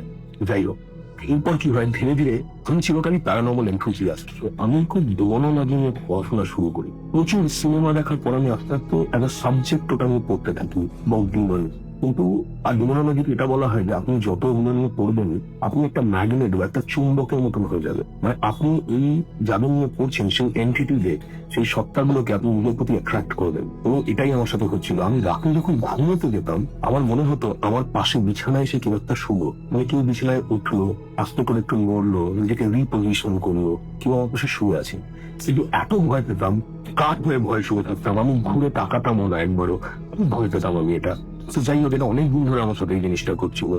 তো তারপর কি হয়, আমি ধীরে ধীরে ডেমোনোলজি এগুলো নিয়ে পড়া একটু বন্ধ করি। কিন্তু তারপরে হয় একটা বিভৎস ঘটনা। বোঝায় আমার তখন বোর্ড এক্সামস এর জাস্ট আগে টেস্ট চলছিল, তো অনেক রাত অব্দি আমি এমনি পড়াশোনা করতাম। তো একদিন রাতে উইকডে 1:30 কি 2 বাজে রাত্রিবেলা, তো আমি ঘুমোতে যাচ্ছি, পড়াশোনা করার পর লাইট নিয়ে ঘুমোতে যাচ্ছি। আমার বাবা মা অলরেডি ঘুমিয়ে পড়েছেন, তাদের রুম হচ্ছে অ্যাপার্টমেন্টের একদম এক্সট্রিম আর এন্ডে, আর আমার রুম একদম আদার এক্সট্রিম। যখন ঘুমোতে যাচ্ছি হঠাৎ করে, তখন আমার ঘুম আসেনি, আমি চোখ খুলে নিচের দিকে তাকিয়ে দেখি আমার পাটা খাটে যেখানে, আমার দুটো পা, তার পাশে আরেকটা তৃতীয় পা। এটা দেখে আমি প্রচন্ড ভয় পেয়ে যাই। একদম প্রস্তুত ছিলাম না এটা দেখার জন্য। মানে আমার পায়ের পাশে আরেকজনের পা, একটাই পা, অনেক বড় একটা পা, মানে আমার হাইট বা আমার শরীরের গঠনের তুলনায় যার পাটা আমি দেখছি অনেক বড় সড়ো চেহারার একজন মানুষ, যেটা দেখে মনে হচ্ছিল মানুষ বা ওঠে বা। এবং পাটা ছাই ছাই রঙের ছিল, সলিড ছিল না, এটা মোর ট্রান্সলুসেন্ট, একটা ছায়াময় ব্যাপার ছিল পাটার মধ্যে, কিন্তু স্পষ্ট পা, এটা আমি দেখতে পাচ্ছিলাম। তার মানে এটা বোঝা যায় যে যার পাটা আমার পায়ের কাছে, তার শরীরটা কিন্তু আমার পাশেই তাহলে হওয়া উচিত, মানে আমার বাঁ দিকেই কিন্তু তার থাকা উচিত, শুয়ে থাকা উচিত বিছানায়। কিন্তু রাসেল ভাই, আমি তখন চেষ্টা করি বাঁ দিকে ঘুরে তাকানোর, কিন্তু আমি নিজের মাথাটা নাড়াতে পারি না। আমার গোটা শরীর প্যারালাইজড ফিল করছিলাম আমি তখন। আমার গোটা বাঁ দিকটায় কেউ যেন একটা চেপে বসে আছে বা আমাকে ধরে রেখেছে, বিছানার সাথে আটকে রেখেছে। আমি কিছুতেই মাথাটা ঘুরিয়ে তাকাতে পারছিলাম না। অদ্ভুত একটা প্রেশার, অদ্ভুত একটা স্ট্রেংথ, আমাকে যেন কারোর একটা এক্সটার্নাল স্ট্রেংথ আমাকে আটকে রেখেছে। যাই হোক, আমি তখন কোনো রকমে ঈশ্বরের নাম নিয়ে কোনো রকমে ছুটে পালাই, কিন্তু কিছুতেই পিছনে ঘুরে তাকাতে পারি না যে ওখানে কি রয়েছে বা কে রয়েছে।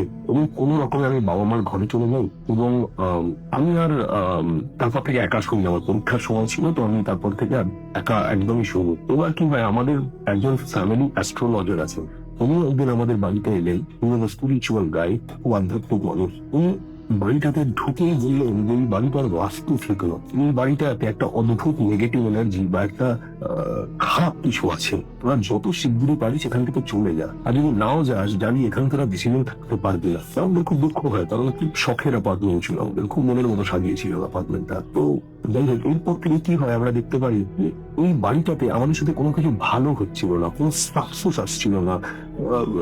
অদ্ভুত একটা ডিপ্রেশন, সবার খুব একটা মন মরা অ্যাটিটিউড হয়ে গেছিল বাড়িতে, ঝগড়াঝাটি হচ্ছিল, নাথিং ওয়াজ গোইং গুড। আমার পড়াশোনার সব মন লাগছিল না, শরীর ভালো থাকছিল না, খুব নেগেটিভ একটা অ্যাটমসফিয়ার বাড়িটাতে তৈরি ছিল।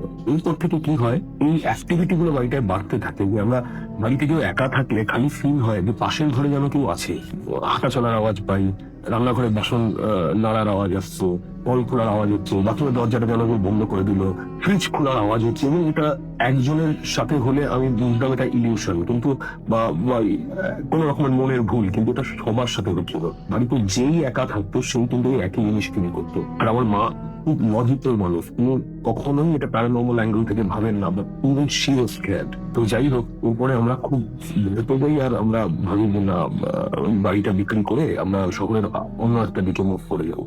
তো আমরা বাড়িটা তারপর সেল করে দিই। তো এই ছিল আমার ঘটনা রাসেল ভাই। আমি জানি না ওই বাড়িটার এখন যারা আছে তারা এটা ফিল করছেন কিনা, কারণ আমি এখন অন্য শহরে থাকি। বাট আরেকটা জিনিস হচ্ছে যে আমি এখন অনেক পড়াশোনা করেছিলাম এটা নিয়ে, আমি I try to research on this. আমি একটা কনক্লুড করছি যে এক এক সময় কি হয়, একটা কোনো পার্টিকুলার আত্মা বা একটা কোনো পার্টিকুলার স্পিরিট একটা বাড়িতে বা একটা জায়গায় থাকে না। এক এক সময় এক একটা বাড়ি বা এক একটা জায়গার বাস্তু বা তার ডাইমেনশন, তার ডিরেকশন, জিনিসটা এমন হয় যে সেটা অনেক প্রচুর নেগেটিভ এনার্জিকে সেটা নিজের প্রতি আকর্ষিত করে, তার প্রতি অ্যাট্রাক্টেড হয় প্রচুর নেগেটিভ এনার্জি। তো সেই জন্য আমার যেন মনে হয় বাড়িতে একটা ভোটেজ বা বাড়িতে একটা অদ্ভুত একটা নেগেটিভ এনার্জির হাব তৈরি হয়ে উঠেছিল, সেখানে ব্রহ্মদৈত্যর থাকতে পারে বা ডিমোনোলজিতে আমি যা পড়েছিলাম সেই আত্মাগুলো অ্যাট্রাক্ট হয়ে আসতে পারে, বা ওই যে মহিলার আত্মা সে ছেড়ে যেতে পারছে না জায়গাটা, হয়তো অনেক কিছু। তো এই ছিল আমার ঘটনা রাসুল ভাই। I hope viewers listeners will like it. আর আমার আরো অনেক ঘটনা আছে আমার এবং আমার বন্ধুদের, ফ্যামিলি মেম্বারদের, যেটা দেশে বা বিদেশে আমি অনেক কিছু ফিল করেছি। তো শেয়ার করবো, আরো ঘটনা শেয়ার করবো, and I think physically I will come to the good FM studio and meet you guys soon. Thank you. Good FM. The night comes alive with coming.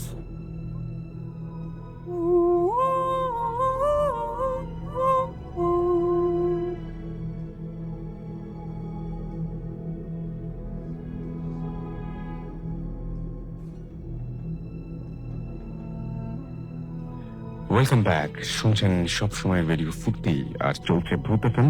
আমি রাসেল আছির সাথে, আমার সাথে রয়েছে মাসুম এবং আজকের অতিথিরা। এবং আপনারা অনেকেই SMS করছেন, কিছু SMS করে ফেলতে হয়। আমি দেখতে পাচ্ছি হাবিব আমাদের SMS করেন, হাবিব ভুঁইয়া নারায়ণগঞ্জ থেকে লিখেছেন, রাসেল ভাই কেমন আছেন? আমি সবসময় ভালো থাকি, সবসময় ভালোর দলে। রোমান ইসলাম আমাদের লিখেছেন পশ্চিম রাজাবাজার থেকে, সেকেন্ড স্টোরিটা তার কাছে অনেক ভালো লেগেছে। আফজাল আমাদের SMS করেছেন, ভালো প্রশংসা করেছেন। জয় ইসলাম আমাদের SMS করেছেন, লাইট বন্ধ করে তিনি একা ভূত FM শুনছেন। রাজন রাজ আমাদের SMS করেছেন মুগদা থেকে। তামিম কিশোরগঞ্জ থেকে আমাদের SMS করেছেন। খুলনা থেকে আনোয়ার এবং তার ওয়াইফ আসলিন দুজনে আবারও SMS করেছেন, তারা রেগুলার SMS করেন।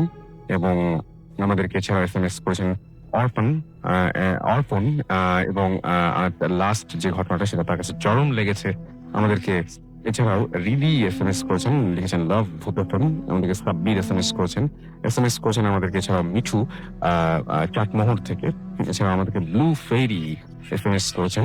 ফার্স্ট তিনি লাইভ শুনছেন ভূত FM এবং তিনি বলছেন যে লিখেছেন যে ফিলিং সো এক্সাইটেড। অনেক আমাদের SMS করেছেন তিনি এবং তার ওয়াইফ আরমিন গুলশান থেকে ভূত FM শুনছেন। লাবিব ময়মনসিং থেকে আমাদের সঙ্গে রয়েছেন। আমাদের সাথে রয়েছেন মেজবা খুলনা থেকে।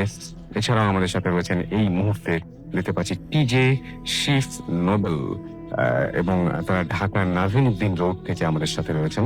আমাদের বাঁধন খুলনা আমাদের সাথে রয়েছেন এবং আমাদেরকে মাহিন SMS করেছেন শাওন। এছাড়াও রাজশাহী থেকে SMS করেছেন সাদমান ফাকিব আমাদের SMS করেছেন ঢাকা থেকে, লিখেছেন আই লাভ ভূত FM। আমাদেরকে এছাড়াও রুমি SMS করেছেন ফুলান ঢাকা থেকে, এক এক দিন ভূত FM শুনছেন। এছাড়াও মাশফিক আমাদের SMS করেছেন মিশু শিপলু জিঞ্জিরা থেকে আমাদের SMS করেছেন। এছাড়াও মিরপুর থেকে SMS করেছেন ফাহিম। ইলিয়াস আমাদের মুক্তাগাছা থেকে SMS করেছেন। আপনি যদি SMS করতে চান মোবাইলের মেসেজ অপশনে গিয়ে টাইপ করুন ফুটি FOORTI স্পেস দিয়ে লিখুন আপনার নাম, স্পেস দিয়ে আপনার মেসেজ পাঠিয়ে দিন 9840 নাম্বারে। ঘড়িতে সময় রাত 1টা, চলছে ভূত FM। আমরা চলে যাব পরবর্তী ঘটনায়। আমাদের পরবর্তী অতিথির কাছে পুরান ঢাকা থেকে দিনার এসেছেন, আমাদের সাথে জয়েন করেছেন আজকে এবং তিনি পুরান ঢাকারই একটা ঘটনা শোনাবেন। চলুন শুনে আসি তার ঘটনা। আসসালামু আলাইকুম লিসেনার্স। আসলে আমি এখন যে ঘটনাটি শেয়ার করছি এটা আমাকে বলেছেন রাজীব ভাই। তো ঘটনাটি রাজীব ভাই এবং রাজীব ভাই ফ্যামিলির প্রায় সবগুলো মেম্বার সবাই ফেস করেন। তো ঘটনাটি ঘটেছে হচ্ছিল পুরনো ঢাকার নবাবগঞ্জ হাজারীবাগ নামে জায়গায় একটি আপনার সালহা স্কুল নামে একটি স্কুল রয়েছে। সেই স্কুলের আশেপাশে কোনো একটি বাসাকে নিয়ে, এবং সেই রাস্তাটার নাম হচ্ছে নীলাম্বর সাহা রোড। তো আমি সরাসরি তার ঘটনায় চলে যাই। তো বাসাটা ছিল ওই রাস্তার মধ্যে সবচেয়ে পুরাতন একটি বাসা। বাসাটা এখনো রয়েছে সেই জায়গায়, 3 তলার একটি বাসা। তো রাজীব ভাইরা যখন সে বাসায় ভাড়া উঠে, তো ভাড়া ওঠার পর আপনার কিছুদিন ওনার ভালোই কাটে। তো তারপর থেকে তারা বিভিন্ন প্যারানর্মাল জিনিস এক্সপিরিয়েন্স করা শুরু করেন। স্পেশালি প্রথম দিকে রাজীব ভাই এক্সপিরিয়েন্স করা শুরু করেন। তো রাজীব ভাই প্রথম যেটা এক্সপিরিয়েন্স করেন সেটা হচ্ছে এরকম যে একদিন রাত 12:30 কি 1টা এরকম একটা সময় হবে, তখন রাজীব ভাই ঘুমাচ্ছিলেন। তো রাজীব ভাই ঘুমের মধ্যে একটা স্বপ্ন দেখছেন, মানে 2 স্বপ্ন দেখতেছেন যে এরকম যে রক্তশূন্য চেহারার মানে কোন একটা মেয়ে মানুষ, তার মনে হচ্ছে যে তার বুকের উপর বসে তার গলা চেপে ধরে আছে। তো তো রাজীব ভাই এটা স্বপ্নে দেখতেছেন এবং উনি চিৎকার করার চেষ্টা করতেছেন স্বপ্নের মধ্যেই। ওনার মনে হচ্ছে যে ওনার গলা দিয়ে কোনো শব্দ বের হচ্ছে না, তো উনি হাত পা নাড়াতে পারছেন না। তো এরকম একটা সময় রাজীব ভাইয়ের ঘুম ভেঙে যায়। তো ঘুম ভেঙে যাওয়ার পর রাজীব ভাই যেটা দেখলেন, মানে সেটা খুবই অবাক করা একটা ব্যাপার ছিল যে ওনার কাছে মনে হলো যে কেউ একজন ওনার রুম থেকে বেরিয়ে জাস্ট বারান্দার দিকে চলে গেল। তো রাজীব ভাই আর সে দিকটা এখন কনসেন্ট্রেট করেনি। তো উনি সরাসরি তার রুম থেকে বেরিয়ে উনি তার প্যারেন্টসকে গিয়ে তার ঘটনাটি বলেন। তখন তার প্যারেন্টসরা যেটা এক্সপ্লেনেশন দেন যে ঘুমের মধ্যে যে বোবা ধরার যে ব্যাপারটা, ওনার প্যারেন্টসরা মূলত এরকম একটা ব্যাখ্যা দেন। তো রাজীব ভাই এটাকে নর্মালি নেন। তো পরের দিন রাত 11:30-12টা একই সময় রাজীব ভাই মানে ঘুমানোর প্রিপারেশন নিচ্ছিলেন, উনি খাটে শুয়েছিলেন। তো রাজীব ভাই লক্ষ্য করতেছেন, তো রাজীব ভাই কিন্তু সবসময় বারান্দার গেটটা খুলে ঘুমাতেন, আর রাস্তার পাশে থাকা যে ল্যাম্প পোস্টটা ছিল সেটার আলোতে ওনার রুমের প্রায় অর্ধেকটা আলো থাকতো রুমের ভিতরে। তো রাজীব ভাই শুয়ে বারান্দার দিকে তাকিয়েছিলেন, তখন উনি লক্ষ্য করলেন যে মনে হচ্ছে কেউ একজন তার দিকে বারান্দা থেকে উকি দিয়ে তাকিয়ে আছে। তো প্রথম থেকে উনি তেমন একটা ইম্পর্টেন্ট দেননি, বাট উনি অনেকক্ষণ লক্ষ্য করার পর দেখলেন যে মনে হচ্ছে যে কোনো মেয়ে জাতীয় মেয়ে হবে, যে যার মনে হচ্ছে যে মাথার সবগুলো চুল ছাড়া এবং সে উকি দিয়ে তার দিকে তাকিয়ে আছে। তো রাজীব ভাই এটা অনেকক্ষণ দেখার পর উনি চিন্তা করলেন যে মানে লাইট জ্বালিয়ে দেখা যায়, যদি কেউ সেখানে দাঁড়িয়ে থাকে তাহলে তো তাকে দেখা যাবে। তো উনি তখন সঙ্গে সঙ্গে রুমের লাইট অন করেন। তো লাইট অন করার পর উনি দেখলেন যে ওখানে কেউ নেই। তখন উনি জাস্ট আবার আরেকটু শিওর হওয়ার জন্য, যেটা বাইরে থেকে কোনো কিছু শ্যাডো পড়েছে কিনা রুমের ভিতরে, উনি দেখার জন্য উনি আবার লাইট অফ করেন। তো সেকেন্ড টাইম যখন উনি লাইট অফ করেন তখন কিন্তু উনি ওখানে কোনো শ্যাডো বা অন্য কাউকে দেখতে পাচ্ছিলেন না। তখন রাজীব ভাই ভাবেন যে হয়তো এটা তার হ্যালুসিনেশন হবে, যেহেতু আগের রাতে উনি এরকম একটা দুঃস্বপ্ন দেখছেন। তো যাই হোক, তার 2-1 দিন পর রাজীব ভাই তার রুমে পড়াশোনা করতেছিলেন। তখন রাত কয়টা, 8:30-9টা এরকম একটা সময় হবে। তো রাজীব ভাইয়ের রুমে যে একটা ওয়াশরুমটা ছিল সেটা রাজীব ভাইয়ের পড়ার টেবিল থেকে 2 কি 3 ফিট দূরত্বে ছিল। তো রাজীব ভাই পড়ার অবস্থা লক্ষ্য করলেন যে কেউ একজন তার পাশ দিয়ে এসে সেই ওয়াশরুমের ভিতরে ঢুকলো। তো রাজীব ভাই যথারীতি তার স্টাডি করতেছিলেন। উনি একটা সময় লক্ষ্য করলেন যে ওয়াশরুমের ভিতরে মানে কেউ ট্যাপটা ছেড়ে রাখছে। তো প্রথম উনি ভাবেন যে হয়তো বা কোনো কিছু কাপড় চোপড় ধুচ্ছে হতে পারে সেটার ভিতরে। তো রাজীব ভাই আর সেদিকে কনসেন্ট্রেট করেনি। তো প্রায় অনেকটা সময় পার হয়ে যায়, প্রায় 20-25 মিনিটের মতো হয়ে যায়, কিন্তু দিব্যি ট্যাপটা ওপেন করা এবং সেই ট্যাপ দিয়ে পানি পড়তেছে এবং বালতি উপচে সে পানি নিচে পড়তেছে। তো রাজীব ভাই ভাবেন যে হয়তো তার বোন হবে। তার বাসায় রাজীব ভাই এক ছোট ভাই এবং এক ছোট বোন থাকতেন তার প্যারেন্টসের সাথে। তো রাজীব ভাই একটু ধমকের সুরে বলে যে কলটা বন্ধ করার কথা।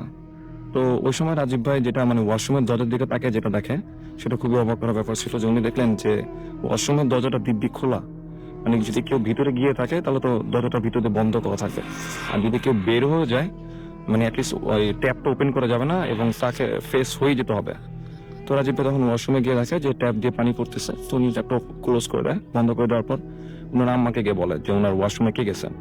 তখন ওনার আম্মা বলে যে না, ওনার রুমে কেউ যায়নি। তখন উনি আম্মাকে ব্যাপারটা খুলে বলেন। তো ওনার আম্মা একটু মডার্ন ফ্যামিলি ছিলেন, তো ওনারা এটাকে মানে ভৌতিক ব্যাপার এটা মানতে রাজি ছিলেন না।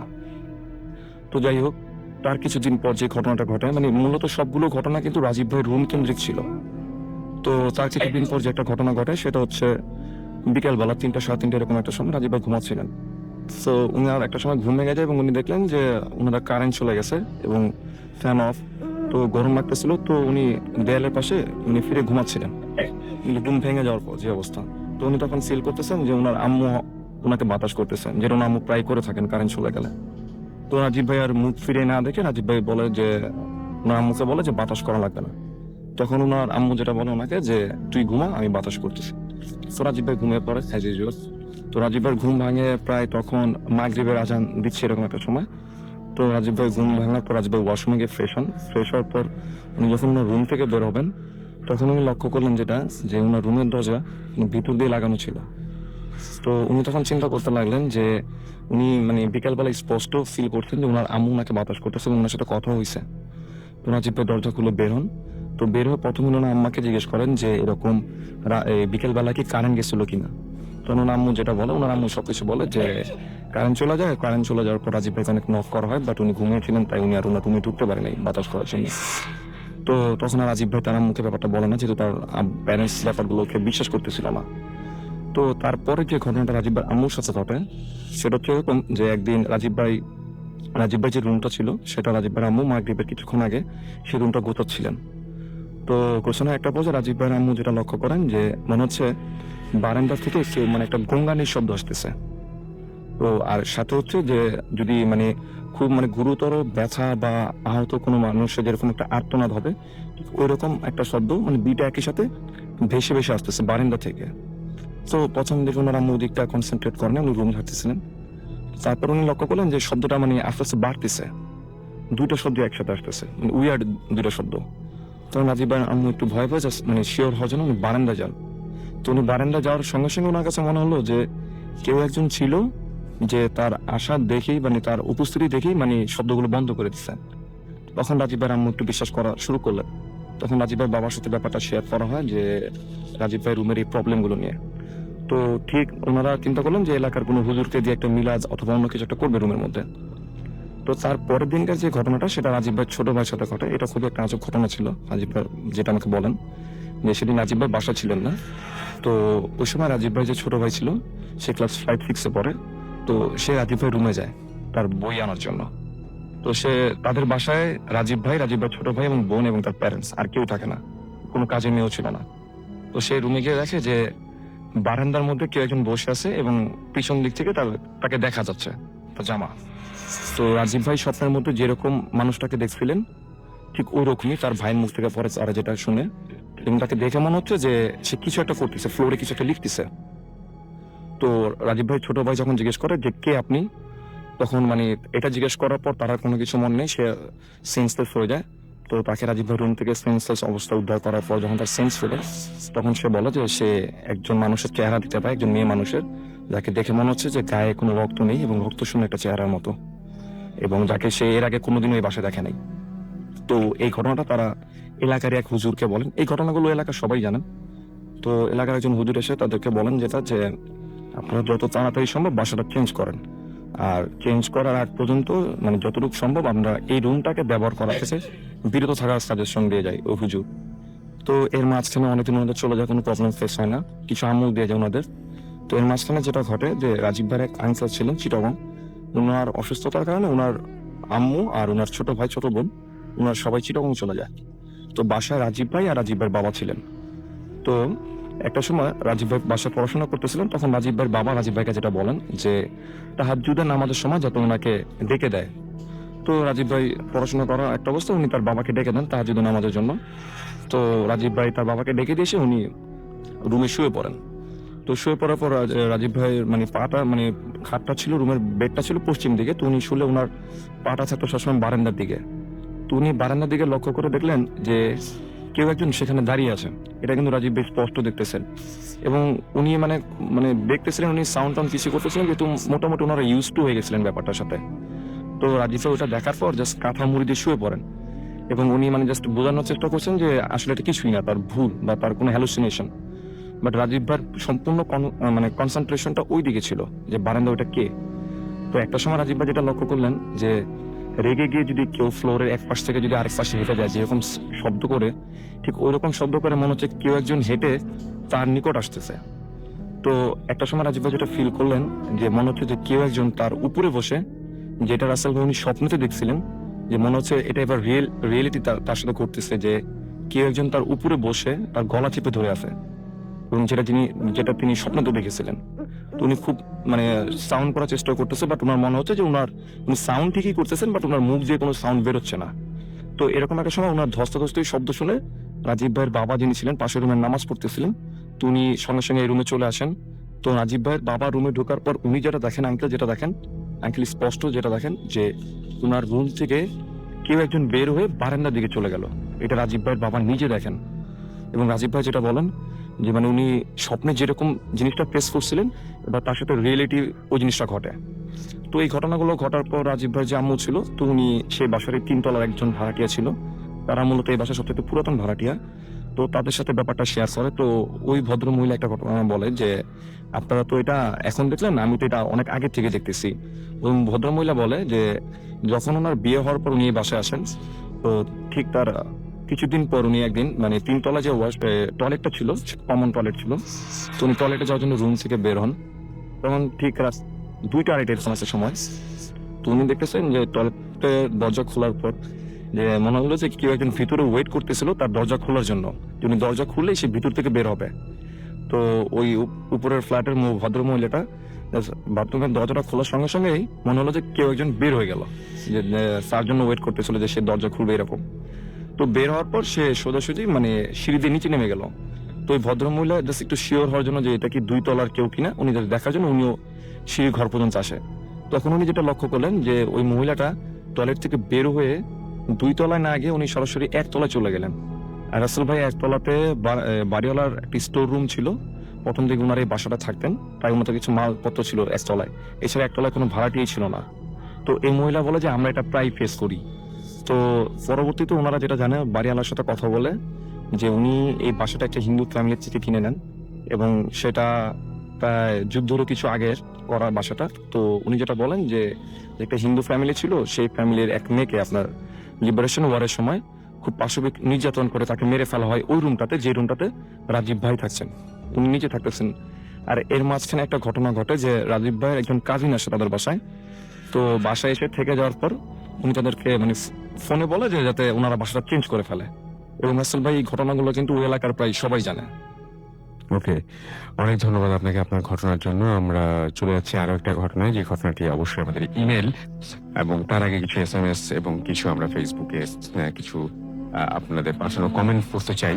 আমি দেখতে পাচ্ছি এখানে আমাদের এখানে লিখেছেন যে মারুফ আহমেদ রিয়াদ, মারুফ আহমেদ রিয়াদ আমাদের এখানে লিখেছেন, শামীম ব্যাপারী, এবং এটা হচ্ছে আমার পেজটাতে লিখেছেন যে তিনি UAE থেকে শুনছেন আমাদেরকে। AMD জাহিদ স্বামী লিখেছেন রিয়েল পেজ। অবশ্যই আপনার SMS পড়ছি, যেহেতু আপনার কমেন্ট পড়ছি, যেহেতু এটা অবশ্যই রিয়েল পেজ, এবং যে দুটো রিয়েল পেজ থেকে কমেন্ট পড়া হয় সে দুটো রিয়েল পেজ ছাড়া বাকি সবগুলো পেজ থেকে বের হয়ে এসে আপনারা এখানে জয়েন করবেন, সেটাই আমরা আশা করব। আমাদেরকে কষ্টে নির্ভর লিখেছেন যে ভাইয়া কিভাবে বুঝবো এটা রিয়েল ভূত FM? আমি তো বললামই, আপনার কমেন্ট পড়া হচ্ছে মানে এটা রিয়েল। আমাদেরকে এছাড়াও দেখতে পাচ্ছি যে আমাদেরকে লিখেছেন অঙ্কুর এখানে যে আজকে প্রথম তিনি লাইভ শুনছেন এবং লাইভ শুনে তার কাছে খুব ভালো লাগছে। আমাদেরকে আদিল আহসান লিখেছেন যে গ্রামের বিলের মধ্যে মাছ ধরার ঘটনা তার কাছে অনেক বেশি ভালো লাগে। আমরা যে ঘটনাগুলো পড়েছিলাম তার মধ্যে এখনো পর্যন্ত বোধহয় আসলে মানে গ্রামের ঘটনা আপনারা আমি শুনিনি, তবে মফস্বলের ঘটনা কিন্তু হয়েছে, এবং আশা করছি গ্রামের একটা ঘটনা পাবো। যে দেখা যাক আজকে কোন কোন ঘটনা থাকে। এবং আমাদেরকে এখানে আরো অনেকে কমেন্ট করেছেন। সুরাইয়া আখতার আমাদের কমেন্ট করেছেন, ভালো লাগছে তাই লিখেছেন। আর এছাড়াও দেখতে পাচ্ছি যে আরো অনেকে লিখেছেন যে সুমন মিঠু লিখেছেন ভূত FM শুনছেন তিনি মিটফোর্ড ঢাকা থেকে, মিটফোর্ড পেজ থেকে পড়ছি আমি। আকাশ প্রসাদ সাহা লিখেছেন আই লাভ ইট আমাদেরকে। এছাড়াও লিখেছেন তানভীর ফাহিন এখানে কমেন্ট করেছেন প্রান্ত সাহা কমেন্ট করেছেন আমাদের এখানে, লিঙ্কিন আসাদ। এছাড়া আমাদের এখানে আরো অনেকে কমেন্ট করেছেন। আপনি আমাদের এখানে জয়েন করতে চান চলে যান www.facebook.com/radio.furti অথবা www.facebook.com/bhootfm.raffle। লাইক দিয়ে কমেন্ট করুন, জানিয়ে দিন আপনাদের কোন ধরনের ঘটনা বেশি ভালো লাগে, কোন ধরনের ঘটনা হলে আপনারা আরো অনেক বেশি উপভোগ করবেন, এবং কোন ধরনের ঘটনাগুলো আপনাদের ভালো লাগে না সেটা অবশ্যই জানাবেন আমাদেরকে। এবং আমি এখন ঘটনায় যাচ্ছি, তার আগে জানিয়ে দিই যদি আমাদের ইমেল করতে চান, আমাদের ইমেল অ্যাড্রেস হচ্ছে bhootfm@radio.furti.fm, which is bhwtfm@radiofort.fm। আপনার নাম, ঠিকানা এবং ফোন নাম্বার সহ আপনার জীবনে ঘটে যাওয়া সেরা ঘটনাগুলো পাঠিয়ে দিন আমাদের কাছে, আপনার জানা ঘটনাগুলো পাঠিয়ে দিন আমাদের কাছে। ঠিক সেরকমই একটা ঘটনা যেটা আমাদের একজন লিসনার পাঠিয়েছেন, তার ঘটনা পড়ছি। আসসালামু আলাইকুম রাসেল ভাই, আমি রবিন টাঙ্গাইলের ভুয়াপুর থেকে লিখছি। এবং তারপর তিনি মোবাইল নাম্বারটি দিয়েছেন, সেটা আমি পড়ছি না। এবং তারপর তিনি লিখছেন আমি ভূত FM রেগুলার শুনি, এই ঘটনাটা পড়ে শোনালে খুশি হব। তার আগে বলি আমাদের সাথে প্রথম অতিথি জয়েন করেছিলেন, তার সমস্ত বন্ধুরা মালয়েশিয়া থেকে ফুর্তি অ্যাপ ইউজ করে 50 জন একসাথে শুনছেন। একটু আগে তিনি বলছিলেন, আমার যেহেতু আপনারা সবাই শুনছেন আপনাদেরকে অনেক থ্যাঙ্কস। দেশের বাইরে আছেন আপনারা এবং সবসময় দেশটা অনেক মিস করেন জানি, এবং দেশকে মিস করেন, এবং ভূত FM মিস করবেন না, একেবারে মিস করবেন না, কারণ ভূত FM রেগুলার আপনাকে শুনতে হবে আমাদেরকে। এছাড়াও দেখতে পাচ্ছি যে এখানে অনেকেই দেশের বাইরে থেকে কিন্তু কমেন্ট করছেন ফেসবুকে, ভালো লাগে, অনেক বেশি ভালো লাগে। এবং আমরা জানি যে আপনাদের কাছেই বলতে শুনি যে যখন দেশের বাইরে কেউ থাকে তখন বোঝা যায় আসলে যে দেশের বাইরে থেকে দেশটাকে কত বেশি মিস করে, আমরা মিস করতে হয় আর কি। যাই হোক, আমাদেরকে এখানে লিখছেন যে আসসালামু আলাইকুম রাসেল ভাই, আমি রবিন টাঙ্গাইলের ভুয়াপুর থেকে লিখছি। এবং তিনি লিখেছেন, আমি ভূত এফএমের রেগুলার শুনি, এই ঘটনাটা পড়ে শোনালে খুশি হব।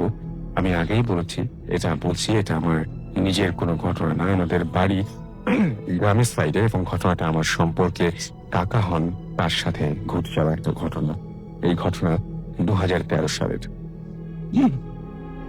এই ঘটনার কারণে তিনি মানে জেলে পেশায় ছিলেন এবং সেটা ছেড়ে হাট বাজারে সবজি বিক্রি করেন। এখন তিনি পেশায় তখন জেলে। সো তার কাজ হলো মাছ ধরা, এবং বর্ষাকালে তিনি ব্যস্ত থাকেন মাছ ধরা নিয়ে। এ কারণে সে বর্ষার সময় বেশিরভাগ সময় রাতে মাছ ধরতে বিলে থাকতে হয়, এবং বিলে যেতে তার নৌকা আর মাছ ধরার জিনিসপত্র নিয়ে যেতে হয়। সারা রাত মাছ ধরে সকালে মাছ বিক্রি করতে হাট বাজারে যেতেন তিনি। এবং ঘটনা ফার্স্ট দিন প্রতিদিনের মতো সেই দিন রাতেও তিনি মাছ ধরতে বিলে যান, এবং বিলে জাল ফেলে তিনি রাখেন, এবং আনুমানিক রাত 11টা থেকে 12টার সময় তার ঘুম আসে। তো একটু সময়ের জন্য তিনি ঘুমিয়ে যান, এবং 2-3 ঘুমের পরে তিনি উঠে জাল তুলে মাছ ধরতেন। যখন তিনি ঘুমান তখন স্বপ্ন দেখেন যে 15 থেকে 20টা প্রায় প্রাণী তাকে ধাওয়া করছে, এবং প্রাণীগুলো দেখতে অনেকটা হাফ মানুষের মতো এবং হাফ শিয়ালের মতো, মাথাচার শিয়ালের মতো অনেকটা তাদের। ফার্স্ট রাতে এতটুকুই দেখেন তিনি। সো সেই এতে কিছু মনে হয়নি তার। সেকেন্ড রাতের ঘটনা যেটা, সেটা হচ্ছে জাল ফেলে যখন তিনি ঘুমান তখন দেখতে পান যে ওই প্রাণীগুলো চারিদিকে তাকে ঘিরে রেখেছে, এবং শেয়ালের মতো করে যারা দেখে শেয়ালের মতো, এবং তাকে শেয়ালের মতো করে মানে তারা ডাকছে মাঝে মাঝে। তখন সে রাতে তিনি ভয় পান এবং ঘুম থেকে উঠে পড়েন। পরের দিনের ঘটনা, এবং প্রতিদিনের মতো তিনি সেই একইভাবে ঘুমিয়েছেন, এবং রাতে তিনি আবার দেখেন যে আগের চাইতে আরো 15-20টা প্রাণী তার চারিদিকে ঘিরে মানে তার শরীরে কামড় দিচ্ছে। এটা দেখে তিনি ভয় পেয়ে উঠে পড়েন, এবং উঠে যা দেখেন তা দেখার জন্য তিনি একেবারে প্রস্তুত ছিলেন না। তিনি দেখেন যে প্রাণীগুলো নৌকার ওপর থেকে কামড় দিচ্ছে তাকে, এবং নৌকার উপরে, এবং সে তাকে কামড় দিচ্ছে অনবরত। তখন তিনি চিৎকার করতে থাকেন, এবং তার চিৎকারে আশেপাশের লোকজন যারা মাছ ধরছিল তারা এগিয়ে আসেন, এবং এগিয়ে এসে দেখেন সে অজ্ঞান হয়ে নৌকায় পড়ে আছে, আর সারা শরীরে কামড়ের দাগ, এবং ওখান থেকে রক্ত বের হচ্ছিল সেই মুহূর্তে। তখন থেকে তাকে সঙ্গে সঙ্গে বাসায় নিয়ে যাওয়া হয়, এবং গ্রামের ডাক্তার তাকে দেখেন, এবং ট্রিটমেন্ট করানোর পরে তাকে পরে কবিরাজও দেখানো হয়, এবং একটা সময় তিনি সুস্থ হন। কিন্তু সুস্থ হওয়ার পরে তিনি আর কোনোদিন মাছ ধরার পেশায় ফিরে যাননি। খুব অদ্ভুত ব্যাপার যে স্বপ্নটা তিনি কয়েক রাত ধরে দেখছিলেন, সেই স্বপ্নের হুবহু ঘটনা ঘটলো। যদি ঘটনাটা পুরোপুরি মাথার মধ্যে ঘটতো, তাহলে আশেপাশে যে সমস্ত জেলেরা ছিলেন তারা এসে ওই কামড়ের দাগগুলো দেখতে পেতেন না। সুতরাং এরকম একটা ভয়ঙ্কর ঘটনা হয়তো আসলে তার সাথে ঘটেছিল। এই ছিল ঘটনা, এবং আশা করছি আপনাদের সবার ভালো লেগেছে। আমরা আবারও একটা বিরতিতে যাবো, এবং বিরতির পরে আবারও ফিরে আসবো। সেই পর্যন্ত আশা করছি আমাদের সঙ্গে থাকবেন। স্টে টিউন টু রেডিও ফুর্তি অ্যান্ড ডোন্ট স্টপ দ্য ফুর্তি। ফিরে আসছি একটা বিরতির পরে।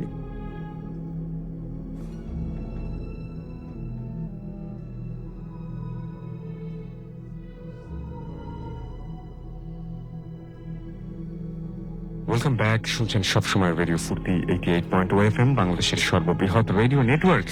আর ঘড়িতে সময় রাত 1:27 আমি রাস্তায় আছি, সাথে আমার সাথে রয়েছে মাসুম এবং আজকের অতিথিরা। এবং আশা করছি যে আপনাদের আজকের যে এপিসোডটি, সেই এপিসোডটি যথেষ্ট উপভোগ করছেন আপনারা, কারণ আপনাদের ফেসবুক, আপনাদের SMS তাই বলছে। এবং আমি দেখতে পাচ্ছি যে অনেকেই অনেক কিছু লিখছেন, সেই বিষয়ে একটু পরেই আসি।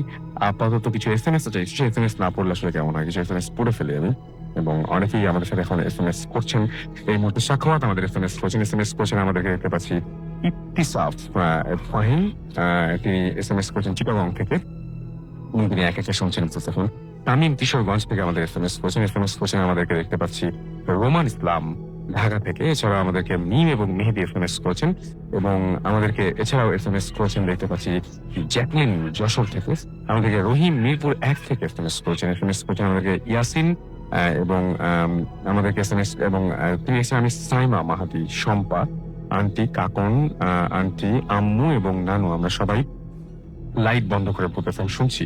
সাদমান সাকিব আবারও SMS করেছেন আমাদেরকে, ডিজে রাজ এছাড়াও ইরফান আমাদের এসএমএস করেছেন রাজশাহী থেকে, এবং আমাদেরকে এসএমএস করেছেন দেখতে পাচ্ছি বিথি, এবং আমাদেরকে এসএমএস করেছেন আলিফ উত্তরা থেকে। রিমি আমাদের এসএমএস করেছেন আমাদেরকে দিবেশ, এবং আমাদের এসএমএস করেছেন দেখতে পাচ্ছি পাপড়ি এবং ফুয়াদ ভূতের গলি থেকে, এবং আমাদেরকে এসএমএস করেছেন দেখতে পাচ্ছি এছাড়াও ঝর্ণা, এবং আমাদেরকে টুকটুকি এসএমএস করেছেন আমাদেরকে আরো অনেকেই। আপনি যদি এসএমএস করতে চান মোবাইলের মেসেজ আপনি কি টাইপ করুন ফুর্তি FORTI ফুর্তি স্পেস দিয়ে আপনার নাম, স্পেস দিয়ে আপনার মেসেজ 53940 নাম্বারে। আমাদের ইমেল করতে চাইলে আমাদের ইমেল অ্যাড্রেস হচ্ছে bhutfm@radiofuርቲ.fm, which is BHWTFM@radiofuርቲ.fm। আপনার নাম, ঠিকানা এবং ফোন নাম্বার সহ আপনার জীবনে ঘটে যাওয়া আপনার জানা সেরা ঘটনাটি পাঠিয়ে দিন আমাদের কাছে। চলে যাচ্ছি বাবু ভাইয়ের কাছে তার পরবর্তী ঘটনার জন্য। সো ভাই, এটা আপনার এখন যে কাহিনীটা বলবো এটা আমার লাইফের একটা কাহিনী। হ্যাঁ, মানে অনেক আগের, তখন আমি সম্ভবত ক্লাস 8-9 পড়ি আর কি, এরকম মানে এক্স্যাক্টলি মনে করতে পারছি না, বাট 8-9 এরকম পড়ি আর কি স্কুলে। তো তখন আমার একটা রেসিং বাইসাইকেল ছিল আর কি, 10 স্পিড রেসার। তো ওটা নিয়ে সন্ধ্যার পরে আর কি 8টা-9টার পরে আমি বাসার থেকে লুকিয়ে বের হতাম আর কি চালানোর জন্য। আচ্ছা, তো ওই সময় আপনার লালমাটিয়া সন্ধ্যার পরে পুরাই আপনার নিস্তব্ধ হয়ে যেত, মানে 8টা-9টার পরে লালমাটিয়াতে জনমানব শূন্য হয়ে যেত আপনার। বিশেষ করে আপনার মহিলা কলেজের পরে বা স্কুলের পরে, গার্লস স্কুলের পরে যে রাস্তাটা মানুষই থাকতো না। আর তারপরে চলে যেতাম ধানমন্ডি 27 নম্বরের পরে যে রাস্তাটা, ওখানে ঢুকলে আপনার যে উইমেন কমপ্লেক্সের যে রাস্তাটা বা তার অপর পাশে যে রাস্তাটা, আচ্ছা, ধানমন্ডি যে আপনার আবনি মাঠের পাশে যে রাস্তাটা, ওখানে আপনার কোনো মানুষই থাকতো না। মানে এটা একটা পুরা আপনার একটা গ্রেভইয়ার্ডের মতো লাগতো জায়গাটা, একদম নিশুতি। তো সাইকেল চালাতে রাতে বেশ মজাই লাগতো ওই জায়গায়। তো একদিনকার ঘটনা, সাইকেল চালাতে যাচ্ছি, তো একটা গলির সামনে, গলিটাকে স্পেসিফাই করলাম না, সেই গলিটার সামনে আমি গত পরশুদিনও আমার এক ফ্রেন্ডের বিয়ের অনুষ্ঠানে গিয়েছিলাম। খুব কিউরিয়াসিটি থেকে রাতের বেলা, আমি তখনও যাচ্ছি রাত 9টার সময়, ওই গলিটা দিয়ে গিয়েছি, ক্রস করেছি। হ্যাঁ, তো সেই গলিটা এখনো আছে। তো যাক, ওই গলিটার সামনে দিয়ে যখন যাচ্ছি, তো বেশ মানে নিরিবিলি এবং অন্ধকার, তখন আপনার সোডিয়াম লাইট এই গলিতে ঢোকেনি আর কি, মেইন রোডে ছিল আর কি, তো নিয়নের আলো। তো এমন সময় দেখলাম একটা গলি আছে, ওটার কোনার মধ্যে একটা আপনার ময়লা ফেলার মতো জায়গা ছিল আর, মানে মানুষজন ওখানে ডাম্পিং করতো আর কি, জিনিসপত্র ময়লা ফেলতো আর কি। তো ওটার পিছনে মনে হলো আপনার কেমন যেন বেটে টাইপের ছায়া দুটো, ছায়াগুলো মানে বেশি হলে হাইট হবে 4 ফিট এরকম, জাস্ট কোনো মানুষ যদি 2জন থাকে ওখানে সেরকম দুটো ছায়া, এবং ওগুলো আপনার ওই ডাস্টবিনের পেছনে দিক দিয়ে নড়াচড়া করতেছে। তা আমি চিন্তা করলাম, তখন বয়সও কম, যে এত রাতে মানুষজন নাই, আবার দুইটা ছায়া, এটা কোনো মানুষ বা ছিনতাইকারী বা কিছু একটা, বা এত খাটো কেন, বেশ মনে হচ্ছে চওড়া টাইপের। এবং এটা দেখা গেল যে আস্তে করে ডাস্টবিনের পিছনে সরে গেল। সরার স্টাইলটা ছিল যেমন একটা ছায়া দাঁড়িয়ে আছে, আরেকটা যেন এসে ওটার সাথে মিলে গেল এরকম একটা, এবং পরক্ষণেই ওখান থেকে দুটো কুকুর বেরোলো। হ্যাঁ, এবং কুকুরের ছায়ার সাথে কিন্তু এটা কোনো সাদৃশ্য ছিল না, দুটো কুকুর বেরোলো, এবং দুটোই কিন্তু কালো রঙের কুকুর। আচ্ছা, হ্যাঁ, কালো রঙের কুকুর, এবং অনেকক্ষণ গড় করছে। তা আমি সাইকেলটা দাঁড়া করে ফেলছি আর কি, আমি ঠিক বুঝতে পারছিলাম না আমি কি করবো, পেছন ফিরে চালা যাব নাকি আমি মানে কি করবো, আমি হতবিহ্বল বলে হচ্ছে আপনার কোনো কিছু মাথায় আসছে, রাইট না, আমি চিন্তা করছি। এই সময় দেখলাম গড় করতে ওটা সামনে চলে আসছে। ঠিক তখনই আমি হঠাৎ ডিসাইড করলাম যে আমি গলিতে ঢুকে যাব, সাইকেল মানে ঠিক ক্রস করা, মানে পুরো রাস্তাটাকে ক্রস করে যাওয়া। তা আমি যখন গলিটাকে ঢুকে পড়ছি, তখনই দেখলাম যে ওরা আমার পিছনে চেস করা শুরু করলো। আমি জাস্ট ওদের পায়ের শব্দ পাচ্ছি, কাছে আসতেছে, আর আপনার একটা মানে গড় শব্দ আর কি। তা আমি একবার পিছিয়ে ফিরে দেখছি, মানে কালো রঙের দুটা কুকুর আমাকে চেস করে আসতেছে, এবং আমি খুব স্পিডে প্যাডেল মারতেছি, আমার গিয়ার আমি টপ গিয়ারে উঠাই দিছি, এবং মনে হচ্ছে ডিস্টেন্স কমছে না, যা ছিল তাই, শব্দ পাচ্ছে। কিছুক্ষণ চলার পর আমি আর শব্দ পেলাম না। আমি ফট করে পেছন তাকে একটু গলি থেকে বের হয়ে আসছি, আমি বের এসে দেখি কোনো কুকুরই নেই আমার পিছনে, কিচ্ছু নাই, মানে ওই নিয়নের আলো যতটুকু দেখা যাচ্ছে সে পর্যন্ত কোনো কুকুর টুকুর কিচ্ছু নেই, পুরাই নিশুতি, এবং আমি মানে প্রচন্ড ভয় পাই। আচ্ছা, তা আমি সাইকেল নিয়ে আস্তে আস্তে পরে ধানমন্ডি থেকে বের হয়ে আসি। তো কুকুর দুইটা, ছায়া দুইটা রাসেল ভাই আমার কাছে বেশ মানে অস্বাভাবিক লেগেছে ওই সময়টা। ওকে, আমরা আবারও ফেসবুক কিছু দেখতে পাচ্ছি যে কমেন্ট করছেন আপনারা। লিখেছেন যে মহিন শাহরিয়ার লিখেছেন যে তার আজকে বার্থডে, জন্মদিনে অনেক শুভেচ্ছা থাকলো আপনার জন্য। মুনা খান আমাদের লিখেছেন যেটা কি রিয়েল পেজ। জি ভাই, এটা রিয়েল পেজ। আমাদেরকে জীবন আহমেদ লিখেছেন এবং তিনি হচ্ছে গ্রামের যে ভূতের ঘটনা শোনান। আমরা একটু আগে যেটা শোনালাম সেটা তো ভাই গ্রামের ছিল বোধ হয় না, ভুয়াপুরে যে ঘটনাটা আমরা শোনালাম। আমাদেরকে এছাড়াও দেখতে পাচ্ছি বিজয় লিখেছেন যে আমার কমেন্টটা পড়েন, আমি পড়ে ফেললাম। এছাড়া আমাদেরকে অ্যাঞ্জেল মিম লিখেছেন যে তিনি বাসার ছাদে বসে তিনি ভূত এফএম শুনছেন আমাদেরকে। এছাড়াও দেখতে পাচ্ছি আমাদেরকে জোবাইর হোসেন সানি আমাদের এখানে কমেন্ট করেছেন আমাদের এখানে রাইসুল ইসলাম রাসেল। এছাড়াও আমাদের এখানে আরো অনেকেই কমেন্ট করেছেন। রেডিও ফুর্তির পেজে আমি দেখতে পাচ্ছি যে আমাদের কমেন্ট করেছেন এখানে রিয়াদ আকিব, এবং আমাদেরকে এখানে আরো অনেকেই কমেন্ট করছেন, অনেক বড় বড় কমেন্ট করছেন, যার জন্য অনেকে কমেন্ট করতে অনেক সময় লাগছে। আমি এছাড়াও দেখতে পাচ্ছি প্রান্ত সাহা আমাদের কমেন্ট করেছেন এবং এমডি রকিবুল ইসলাম আমাদের এখানে কমেন্ট করেছেন। আরো অনেকেই, আপনি যদি চান এখানে কমেন্ট করবেন তাহলে চলে যান আমাদের পেজে, এবং আমাদের পেজের অ্যাড্রেস হচ্ছে www.facebook.com/radio.ফুর্তি, www.facebook.com/bhutafm.russell। আরমান সাব্বির আমাদের লিখেছেন চরম, বাবলু এসকে আমাদের লিখেছেন। এছাড়াও আমাদের এখানে কমেন্ট করেছেন দেখতে পাচ্ছি আরো অনেকেই। সো আপনি যদি চান তাহলে চলে আসতে পারেন এখানে। আমাদের আরো একবার বলি যে SMS ও কিন্তু আসছে, আমিনুল ইসলাম আমাদের SMS করছেন, আরো অনেকে SMS করছেন। আমি সেই SMS গুলো একটু পরে আসছি। আপনাদের আমরা ছোট্ট অডিও ক্লিপ শুনবো, এবং অডিও ক্লিপের পরে আমরা যেটা করবো, একটা ছোট্ট অডিও ক্লিপের পর একটা ছোট্ট বিজ্ঞাপন বিরতির পরে আবারও ফিরে আসছি। সুতরাং কোথাও যাবেন না, আমাদের সাথে থাকুন। Stay tune to radio Foorti and stop.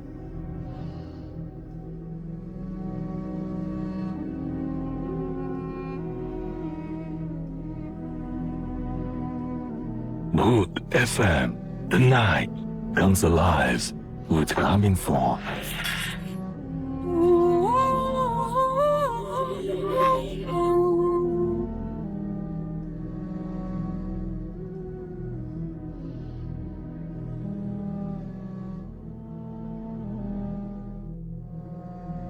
Afsar ভাই, সালাম আলাইকুম। আমি কুষ্টিয়া কোটপাড়া থেকে সুলতান বলছি। আমি বিজনেস অ্যাডমিনিস্ট্রেশনে মাস্টার্স করছি আইইউপি থেকে। আমি একটা ঘটনা শেয়ার করতে চাচ্ছি অনেকদিন থেকেই, কিন্তু করব করে করা হয়নি। আমার ঘটনাটা কুষ্টিয়াতে আমার কিছু বন্ধুর সাথে 2010 সালে কুরবানি ঈদের 3 দিন পরের ঘটনা এটা। আমার সব যে ফ্রেন্ড গুলো একসাথে আমরা থাকি, সবাই আমরা আইইউবিতেই পড়ি। তো ঈদের মোট 3 দিন পরে কিছু ফ্রেন্ড যারা কুষ্টিয়াতে থাকে না, কুষ্টিয়ার বাইরে থাকে, ওরা কুষ্টিয়াতেই ভাড়া থাকে, একটা ছাত্রাবাসে থাকে। তো আমরা 5 বন্ধু ঈদের 3 দিন পরে সবাই একসাথে সেলিব্রেট করছিলাম। এটা কুরবানি ঈদের 3 দিন পরের ঘটনা, 2010 সালের। তো ছাত্রাবাসটা পিটিআই রোডে, কুষ্টিয়া পিটিআই রোড, এটা কুষ্টিয়া সবাই চেনে। এখানে অনেকগুলো বড় বড় ছাত্রাবাস আছে, বিশ্ববিদ্যালয়ের ছেলেরা এখানে থাকে। কিন্তু এই ছাত্রাবাসটা বেশ পুরাতন, চারপাশে অনেক গাছপালা আছে, বেশ অনেক সুন্দর পরিবেশ এখানে। তো এখানে আমার 3টে ফ্রেন্ড থাকে। একজনের বাড়ি ময়মনসিংহ, নাম বলতে চাচ্ছি না আমি এদের, কারণ আমার এই ফ্রেন্ডগুলোর মধ্যে একটা ফ্রেন্ড এই ঘটনার কিছুদিন পরে মারা গিয়েছে।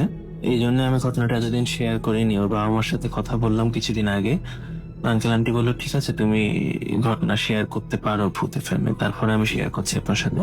কিন্তু নাম বলাটা তারা পছন্দ করে না, এই জন্য আমি নাম বলতে চাচ্ছি না আমার এই ফ্রেন্ডদের। তো তার মধ্যে একটা ফ্রেন্ড এই ঘটনার 6 মাস পরে মারা যায়। তো আমরা সবাই রাত্রেবেলা আড্ডা দিচ্ছিলাম ছাত্রাবাসে। 3টে ফ্রেন্ড থাকে, তার মধ্যে একটা থাকে দোতলাতে পূর্ব পাশে, 3টা রুম পরে আর একটা ফ্রেন্ড রুম নিয়ে থাকে, আর একটা ফ্রেন্ড থাকে 4তলা। আমরা সবাই দোতলার পূর্ব পাশে রুমটাতে বসে আড্ডা দিচ্ছিলাম। রাত্রেবেলা অনেক রাত পর্যন্ত আমরা আড্ডা দিচ্ছি, কার্ড খেলছি। তো রাত যখন 1টা মতো বাজে, তখন আমাদের সবার মোটামুটি ক্ষুধা লেগে যায় রাত্রেবেলা। তো যে ফ্রেন্ডটা রুমে আমরা বসে আছি, সেই ফ্রেন্ডটার রুমে খাওয়া দাওয়ার কিছু নেই, কোনো শুকনা বিস্কুট টিস্কুট বা মুড়ি টুড়ি কিছুই নেই। তো পাশের 3 রুম পাশে যে ফ্রেন্ডটার রুম, তো সেই ফ্রেন্ডটা বলছে আমার রুমে তো খাবার দাবার কিছু আছে, আমি নিয়ে আসি, তোরা বস, বিস্কুট টিস্কুট আছে। তো খাবার আনতে যাই, আমরা সবাই রুমে বসে আড্ডা দিচ্ছি, গল্প গুজব করছি, কার্ড খেলছিলাম আমরা। তো ও যাওয়ার বেশ কিছুক্ষণ হয়ে যায়, আমরা কিন্তু বিষয়টা খেয়াল করি নাই। হঠাৎ করে 20 মিনিট মতো যখন হয়ে গেছে, তখন আমাদের মধ্যে একটা ফ্রেন্ড বলে ওঠে, কি ব্যাপার, ও কি বিস্কুট বানায় নিয়ে আসছে নাকি, এত সময় লাগে? আর আমি বললাম চল তো দেখি। তারপর আমরা সবাই বের হয়েছি রুমের থেকে ওকে দেখার জন্য যে ও কোথায় গেল, গায়েব হয়ে গেল হঠাৎ করে। তো আমরা যখন ওর রুমের কাছে আসি, পুরো ছাত্রাবাসে তখন কেউ নাই, এই যে 3 দিন পরে কেউ ফিরে নাই। তো আমরা লাইট টর্চ তো নিয়ে বেরোই না, এমনিতে ছাত্রাবাসটা অন্ধকারই, খালি আমাদের যে রুমে বসে আছে এই রুমে আলো জ্বলছিল।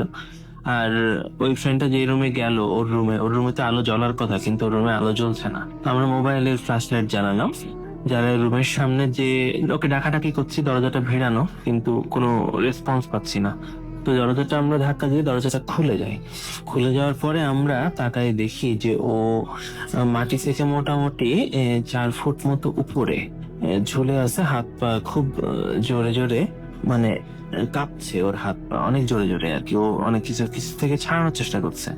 আর ওর পিছনে দেখি একটা লোক, প্রায় 7.5-8 ফুট মতো লম্বা হবে, চাদর গায়ে দেয়া, কালো চাদর গায়ে দেয়া, সে ওকে গলা উঁচু করে ধরে আছে। আমরা তো দেখি প্রচন্ড রকমের ভয় পেয়ে যাই, সবার মধ্যে একটা কেমন করে উঠছিল। তা আমরা সবাই চিৎকার করে উঠি, কে কে ছাড়, এরকম করে ওঠার সাথে সাথে ওই মানুষটা বা যেটাই হোক ওইটা ওর গলাটা ছেড়ে দেয়, ছেড়ে দিয়ে ওর পিছন দিকে এক লাফ দিয়ে জানলা দিয়ে বের হয়ে চলে যায়। কিন্তু জানলা কিন্তু বন্ধ ছিল, এবং জানলা কিন্তু কাঠের জানলা, গ্রিল দেয়া জানলা কিন্তু বন্ধ ছিল এবং দোতলার উপরে, কিন্তু জানলার কাছে দিয়ে সেই জিনিসটা ভ্যানিশ হয়ে চলে যায়। আর ও মাটিতে পড়ে যায়, আর মুখ থেকে ফেনা টানা বেরোচ্ছিল। আমরা তো প্রচন্ড ভয় পেয়ে যাই, আমরা সাথে সাথে ওকে ধরে হাসপাতালে নিয়ে আসি। পিটিআই রোডের ওই মেস থেকে হাসপাতাল, কুষ্টিয়া হাসপাতাল খুবই কাছে। আমরা সাথে সাথে ওকে ভ্যানে করে হাসপাতালে নিয়ে আসি। নিয়ে আসার পরে ও তো, ওর অবস্থা দেখে আমরা সবাই ভয় পাই, কারণ ওর শ্বাস চলছিল কিন্তু ওর কোনো জ্ঞান ছিল না। ওর বাড়ি ছিল ময়মনসিংহ, আমরা ওর বাড়িতে ফোন দেই সাথে সাথে, যে ওর আব্বু আম্মুকে জানাই, ইনফর্ম করি যে একটু ঝামেলা হয়েছে, আপনারা কুষ্টিয়াতে আসেন। তারা সেই রাত্রিবেলাতেই কুষ্টিয়া রওনা দেয়, কুষ্টিয়াতে এসে পৌঁছায় ভোরে একটু পরে এসে পৌঁছায়। তো তারপরে তারা ধারণা করে যে আমরাই হয়তো কেউ কিছু করেছি তাকে, তো তারা আমাদের বিরুদ্ধে অ্যাকশন নেওয়ার মতো চিন্তা ভাবনা করে। তো আমরা বলি যে আঙ্কেল আন্টি আপনারা একটু ওয়েট করেন ওর জ্ঞান ফেরা পর্যন্ত। ডাক্তার বলছে যে জ্ঞান ফিরবে, 1-2 দিনের মধ্যে জ্ঞান ফিরবে। তো ওর তারপরে জ্ঞান ফেরার পরে ও কথা বলতে পারে না, কিন্তু ওর জ্ঞান ফেরে। ও ইশারায় তো বোঝায় যে আমরা কিছু করি নাই, আমাদের বিরুদ্ধে কিছু করা দরকার নাই। তো ও জ্ঞান ফেরার পরে আমরা নিশ্চিন্ত হই, কিন্তু যেটা ঘটে এটা নিয়ে আমরা খুবই ভয় পাই। তো ওর কথা বলতে বলতে প্রায় 1 সপ্তাহ লেগে যায় স্বাভাবিকভাবে। প্রথমে কথা বলতে অগোছালো, আমরা সেই কথাগুলো বুঝতে পারতাম না। তারপরে ওর যখন কথা বলা ঠিক মতো কথা বলতে পারে, তখন ও আমাদেরকে বলে যে আমি রুমে যখন বিস্কুট আনতে ঢুকছিলাম, তো লাইট জ্বালা দেখি লাইট জ্বলছে না। তারপরে যখন রুমের মধ্যে ঢুকে পড়ি, তখন একটা মানুষ আমাকে এরকম প্রচন্ড জোরে গলা চেপে ধরে টেনে ধরে রেখেছিল। আমি কিছুই করতে পারছিলাম না, হাত পা ছুটছিলাম। তারপরে আর ওর কিছু মনে নাই। তারপরে তো যা আমরা সেটাই জানি। তো ঘটনাটা এখানেই শেষ না, এরপরে আর একটু ঘটনা আছে। বিষয়টা এরকম যে এর 6 মাস মতো পরে আমাদের যখন ফার্স্ট ইয়ার সেকেন্ড ইয়ার পরীক্ষা শেষ হয়, সেকেন্ড ইয়ার পরীক্ষা শেষ হওয়ার পরে সবাই যার যার মতো বাড়িতে যায় ওরা বেশ কিছুদিনের জন্য। তো ও বাড়িতে যায়, বাড়িতে যে একদিন বিকেল বেলা ও ট্রেনে কাটা পড়ে মারা যায়। এটা হচ্ছে দুঃখজনক ঘটনা, যে ও কিন্তু মানে অনেকেই বিষয়টাকে বলে সুইসাইড, কিন্তু আমরা যারা ওর খুব কাছের ফ্রেন্ড ছিলাম এটা জানি যে ওর সুইসাইড করার মতো কোনো কারণ ছিল না বা কোনো কিছুই ছিল না। কিন্তু ওর পিছন দিয়ে ট্রেন আসছিল, মানুষজন ওকে সত্যি বলেছে, কিন্তু ও নাকি শুনতে পায়নি। ও এক মনে হেঁটে যাচ্ছিল, ট্রেনে ওকে চাপা দিয়ে সে মারা যায়। রাসেল ভাই, এই ছিল আমার ঘটনা। রাসেল ভাই, এটা আমাদের জীবনের একটা সত্য ঘটনা এবং একসাথে খুব দুঃখের একটা ঘটনা, এই জন্য আপনাদের সাথে শেয়ার করলাম। ধন্যবাদ। সত্যি বাবা বাবা, আমাদের ক্যাকটাস গাছে না ফুল ফুটেছে। তাই মা?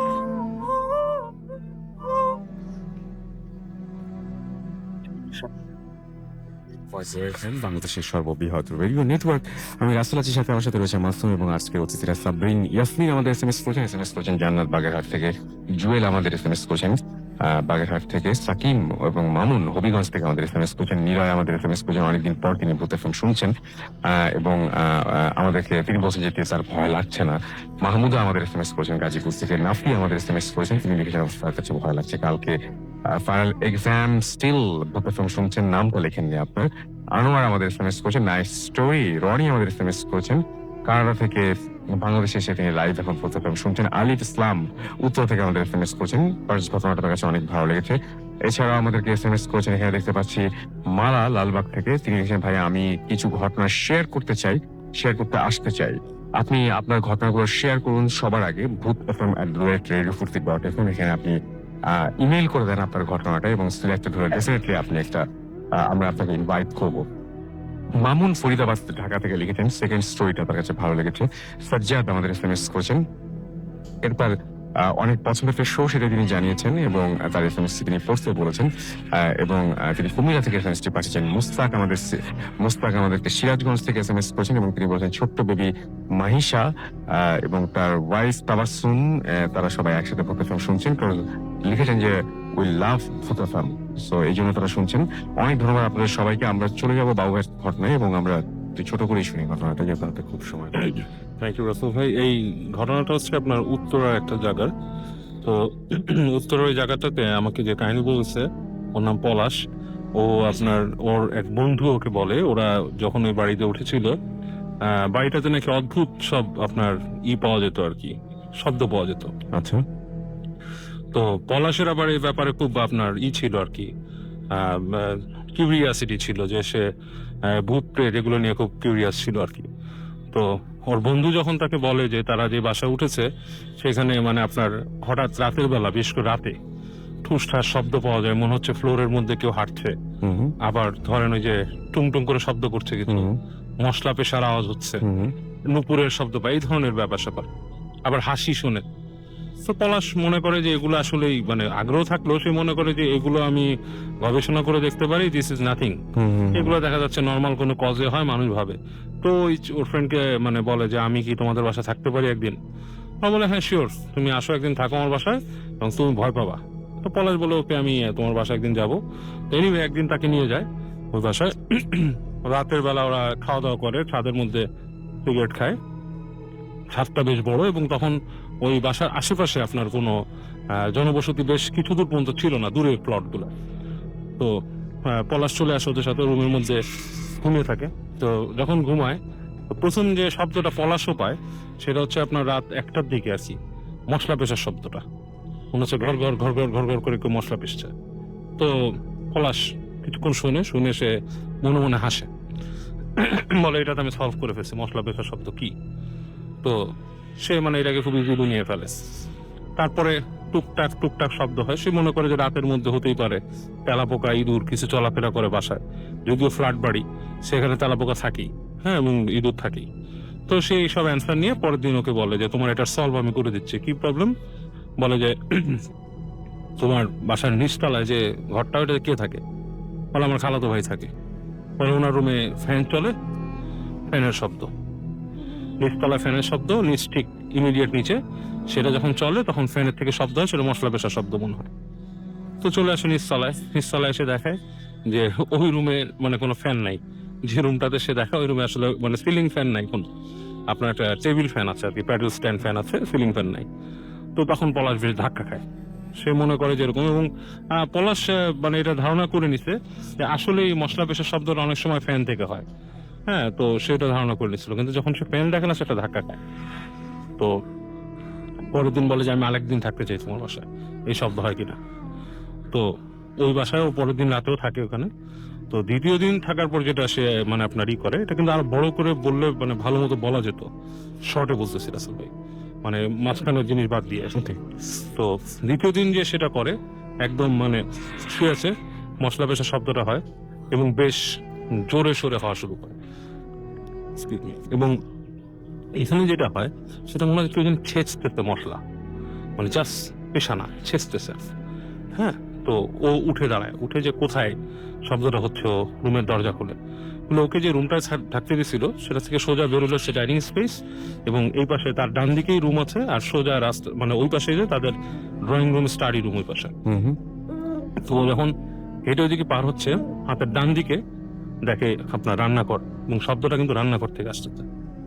তো ও আপনার মোটামুটি হেঁটে হেঁটে রান্নাঘরের কাছে যায়, যে যখন রান্নাঘরের দরজায় দাঁড়ায় তখন দেখে যে রান্নাঘরের পাশে জানলার থেকে হালকা বাইরের আলো আসছে, সেই জায়গায় সে দেখে একটা বুড়ি মতো মহিলা দাঁড়ায় আছে, এবং তার হাতে একটা এরকম হামানদিস্তার মতো কিছু নিয়ে তাকায় আছে। আচ্ছা, এরকম তো কোনোদিন শুনি না আসলে। আমরা মশলা পেশার এরকম ব্যাপার স্যাপার শুনি, Right. কিন্তু একদম পুরোপুরি ওই মানুষটাকে দেখতে পাওয়া। মানুষটাকে, এবং ও মানে ওই কিছু একটা হামানদিস্তার মতো, এবং ওর দিকে ফিরে আসে, এবং এটা দেখে মনে করেন যে ও মানে মোটামুটি তার সেন্স হারায় ফেলে, চিৎকার করে উঠেছে। চিৎকার যখন করে উঠে, ওর তেমন কিছু খেয়াল নাই, ও বাসার মানুষজন বের হয়ে আসছে, এসে যখন লাইট টাইট জ্বালায়, ও যখন ওকে ধাতস্থ করে বসায়, তখন দেখে যে কিছুই নেই এখানে, মানে ওই মানে রান্নাঘর পুরো এমটি, একদম পুরোপুরি ভালো। পুরোপুরি ফাঁকা। এবং ও তখন ওই বন্ধুর কাছে মাফ টাচ্ছে, বলে যে আমি তোমার বাসায় আর নাই, হুম। চলে যাবো, কি দেখছি বলে। তো বন্ধুর যে বড় বোন ছিল বলছে, দেখো আমরা আরো স্ট্রেঞ্জ জিনিসপত্র এই বাসায় দেখছি, কিন্তু আমরা ইউজ টু হয়ে যাচ্ছি এটার সাথে, এটা আমাদের থাকতেই হবে বাসায়। তো এই হচ্ছে গিয়ে ঘটনা। ওকে, আপনাকে অনেক ধন্যবাদ বাবা ভাই, এবং আপনি অনেক দিন পরে আজকে জয়েন করলেন এবং আমরা অনেক মজাও পেলাম। সে সাথে দেখতে পাচ্ছি যে অনেকে ফেসবুকে আমাদের লিখছেন যে অডিও ক্লিপ গুলো নাইস লিখছেন। সিয়াম হোসেন আমাদেরকে আরো অনেকেই এমডি ফয়সাল আহমেদ লিখেছেন যে রাসেল ভাই ঘোষণাটি খুব ভালো লাগলো, যেটা এই মত মাত্র বাবু ভাই বলছিলেন আমাদেরকে। এছাড়াও দেখতে পাচ্ছি যে সুগ্রীব দাস লিখেছেন ময়মনসিং থেকে, এটা কি আচ্ছা এখন সবাই একই কথা জিজ্ঞেস করছেন যে এটা আসল পেজ কিনা। রাইট, আমরা এছাড়াও দেখতে পাচ্ছি যে আরো অনেকেই আমাদেরকে এখানে কমেন্ট করছেন ফেসবুকের দুইটা পেজেই। আমরা সেই কমেন্ট গুলো সারা বছরই মানে সারা মাস এবং সারা সপ্তাহ সবসময় আমরা পড়বো, এবং আশা করছি যে আপনাদের এখানকার যে মতামত, সেই মতামত গুলো আমাদেরকে আরো বেশি সামনে এগিয়ে নিয়ে যেতে প্রেরণা দেবে। অনেকে ইনবক্স করেন আমাদেরকে, আমি দেখেছি এমনি জাহিদ শিকদার আমাদের এখানে ইনবক্স করেছেন আমাদেরকে, মামুন পারভেজ স্বাধীন, তারপরে এই যে আবির, তারপরে মিনহাজ, শান্ত হিরক, এছাড়াও রকিবুল হাসান রাকিব, কষ্টের বালক, উম্মি সুমাইয়া, এছাড়াও দেখতে পাচ্ছি রাজ রয় সহ আরো অনেকে আমাদের এখানে কিন্তু কমেন্ট করেছেন এবং ইনবক্স করেছেন। থ্যাংক ইউ সো মাচ আমাদের সাথে থাকার জন্য এবং এত নাইস থাকার জন্য আমাদের সাথে। আর যেটা করতে হবে সেটা হচ্ছে যে আরো বেশি বেশি করে আমাদের ঘটনা পাঠাতে হবে। আপনাদের জানা ঘটনা, আপনাদের চারপাশের মানুষের ঘটনা রেকর্ড করে আপনি পাঠাতে পারেন। আপনার যে ঘটনাগুলো জানা রয়েছে সেই ঘটনাগুলো আমাদের পাঠাতে পারেন, বেশি বেশি করে পাঠাবেন, সেটা আশা করবো। আমাদের অ্যাড্রেস তো আপনাদের জানানো হয়েছে, তারপরে আরো একবার মনে করে দিই। আমাদের অ্যাড্রেস হচ্ছে bhutfm@radiofutti.fm, which is bhutfm@radio.fm। যারা তখন আমাদের সঙ্গে ছিলেন, যারা ঘটনা পাঠিয়েছিলেন, এখানে অনেক কষ্ট করে সে ঘটনা শুনিয়ে গেলেন, তাদের সবাইকে অনেক ধন্যবাদ। যারা এতক্ষণ শুনছিলেন, SMS করেছেন, ফেসবুকে কমেন্ট করেছেন, তাদেরকে অনেক অনেক অনেক অনেক ধন্যবাদ। যারা মূল্যবান মতামত দিয়েছেন, অনেক ধন্যবাদ তাদের সবাইকে। এবং যারা ইমেইল করছেন ঘটনা, তাদেরকে আসলে ধন্যবাদ না জানলেই না, তারা সবচেয়ে বড় ধন্যবাদ পাওয়ার যোগ্য। এবং যারা এতক্ষণ শুধুমাত্র শুনেছেন, তাদেরকে অনেক ধন্যবাদ। যাই হোক, এখন আজকের মতো এখানেই শেষ করছি। কথা হবে আবারও আগামী শুক্রবার নতুন কোনো অতিথিদের সাথে, আপনাদের সাথে নতুন ঘটনা নিয়ে, নতুন অতিথি নিয়ে আবারও নিশ্চয়ই ফিরে আসবো ইনশাল্লাহ। সেই পর্যন্ত সবাই ভালো থাকবেন, সুস্থ থাকবেন, সুন্দর থাকবেন, মোস্ট ইম্পর্টেন্টলি ফুটে থাকবেন। এবং আমাকে মাফ করবেন, অনেকের SMS আমি পড়তে পারলাম না আজকেও, হাতের সময় একেবারেই নেই, রাত 1:58 বেজে গেছে অলরেডি। আজকের মতো এখানে শেষ করছি। কথা হবে আবারও আগামী শুক্রবারে। আজকের মতো এখানেই। Mood FM. The night comes alive in time and form.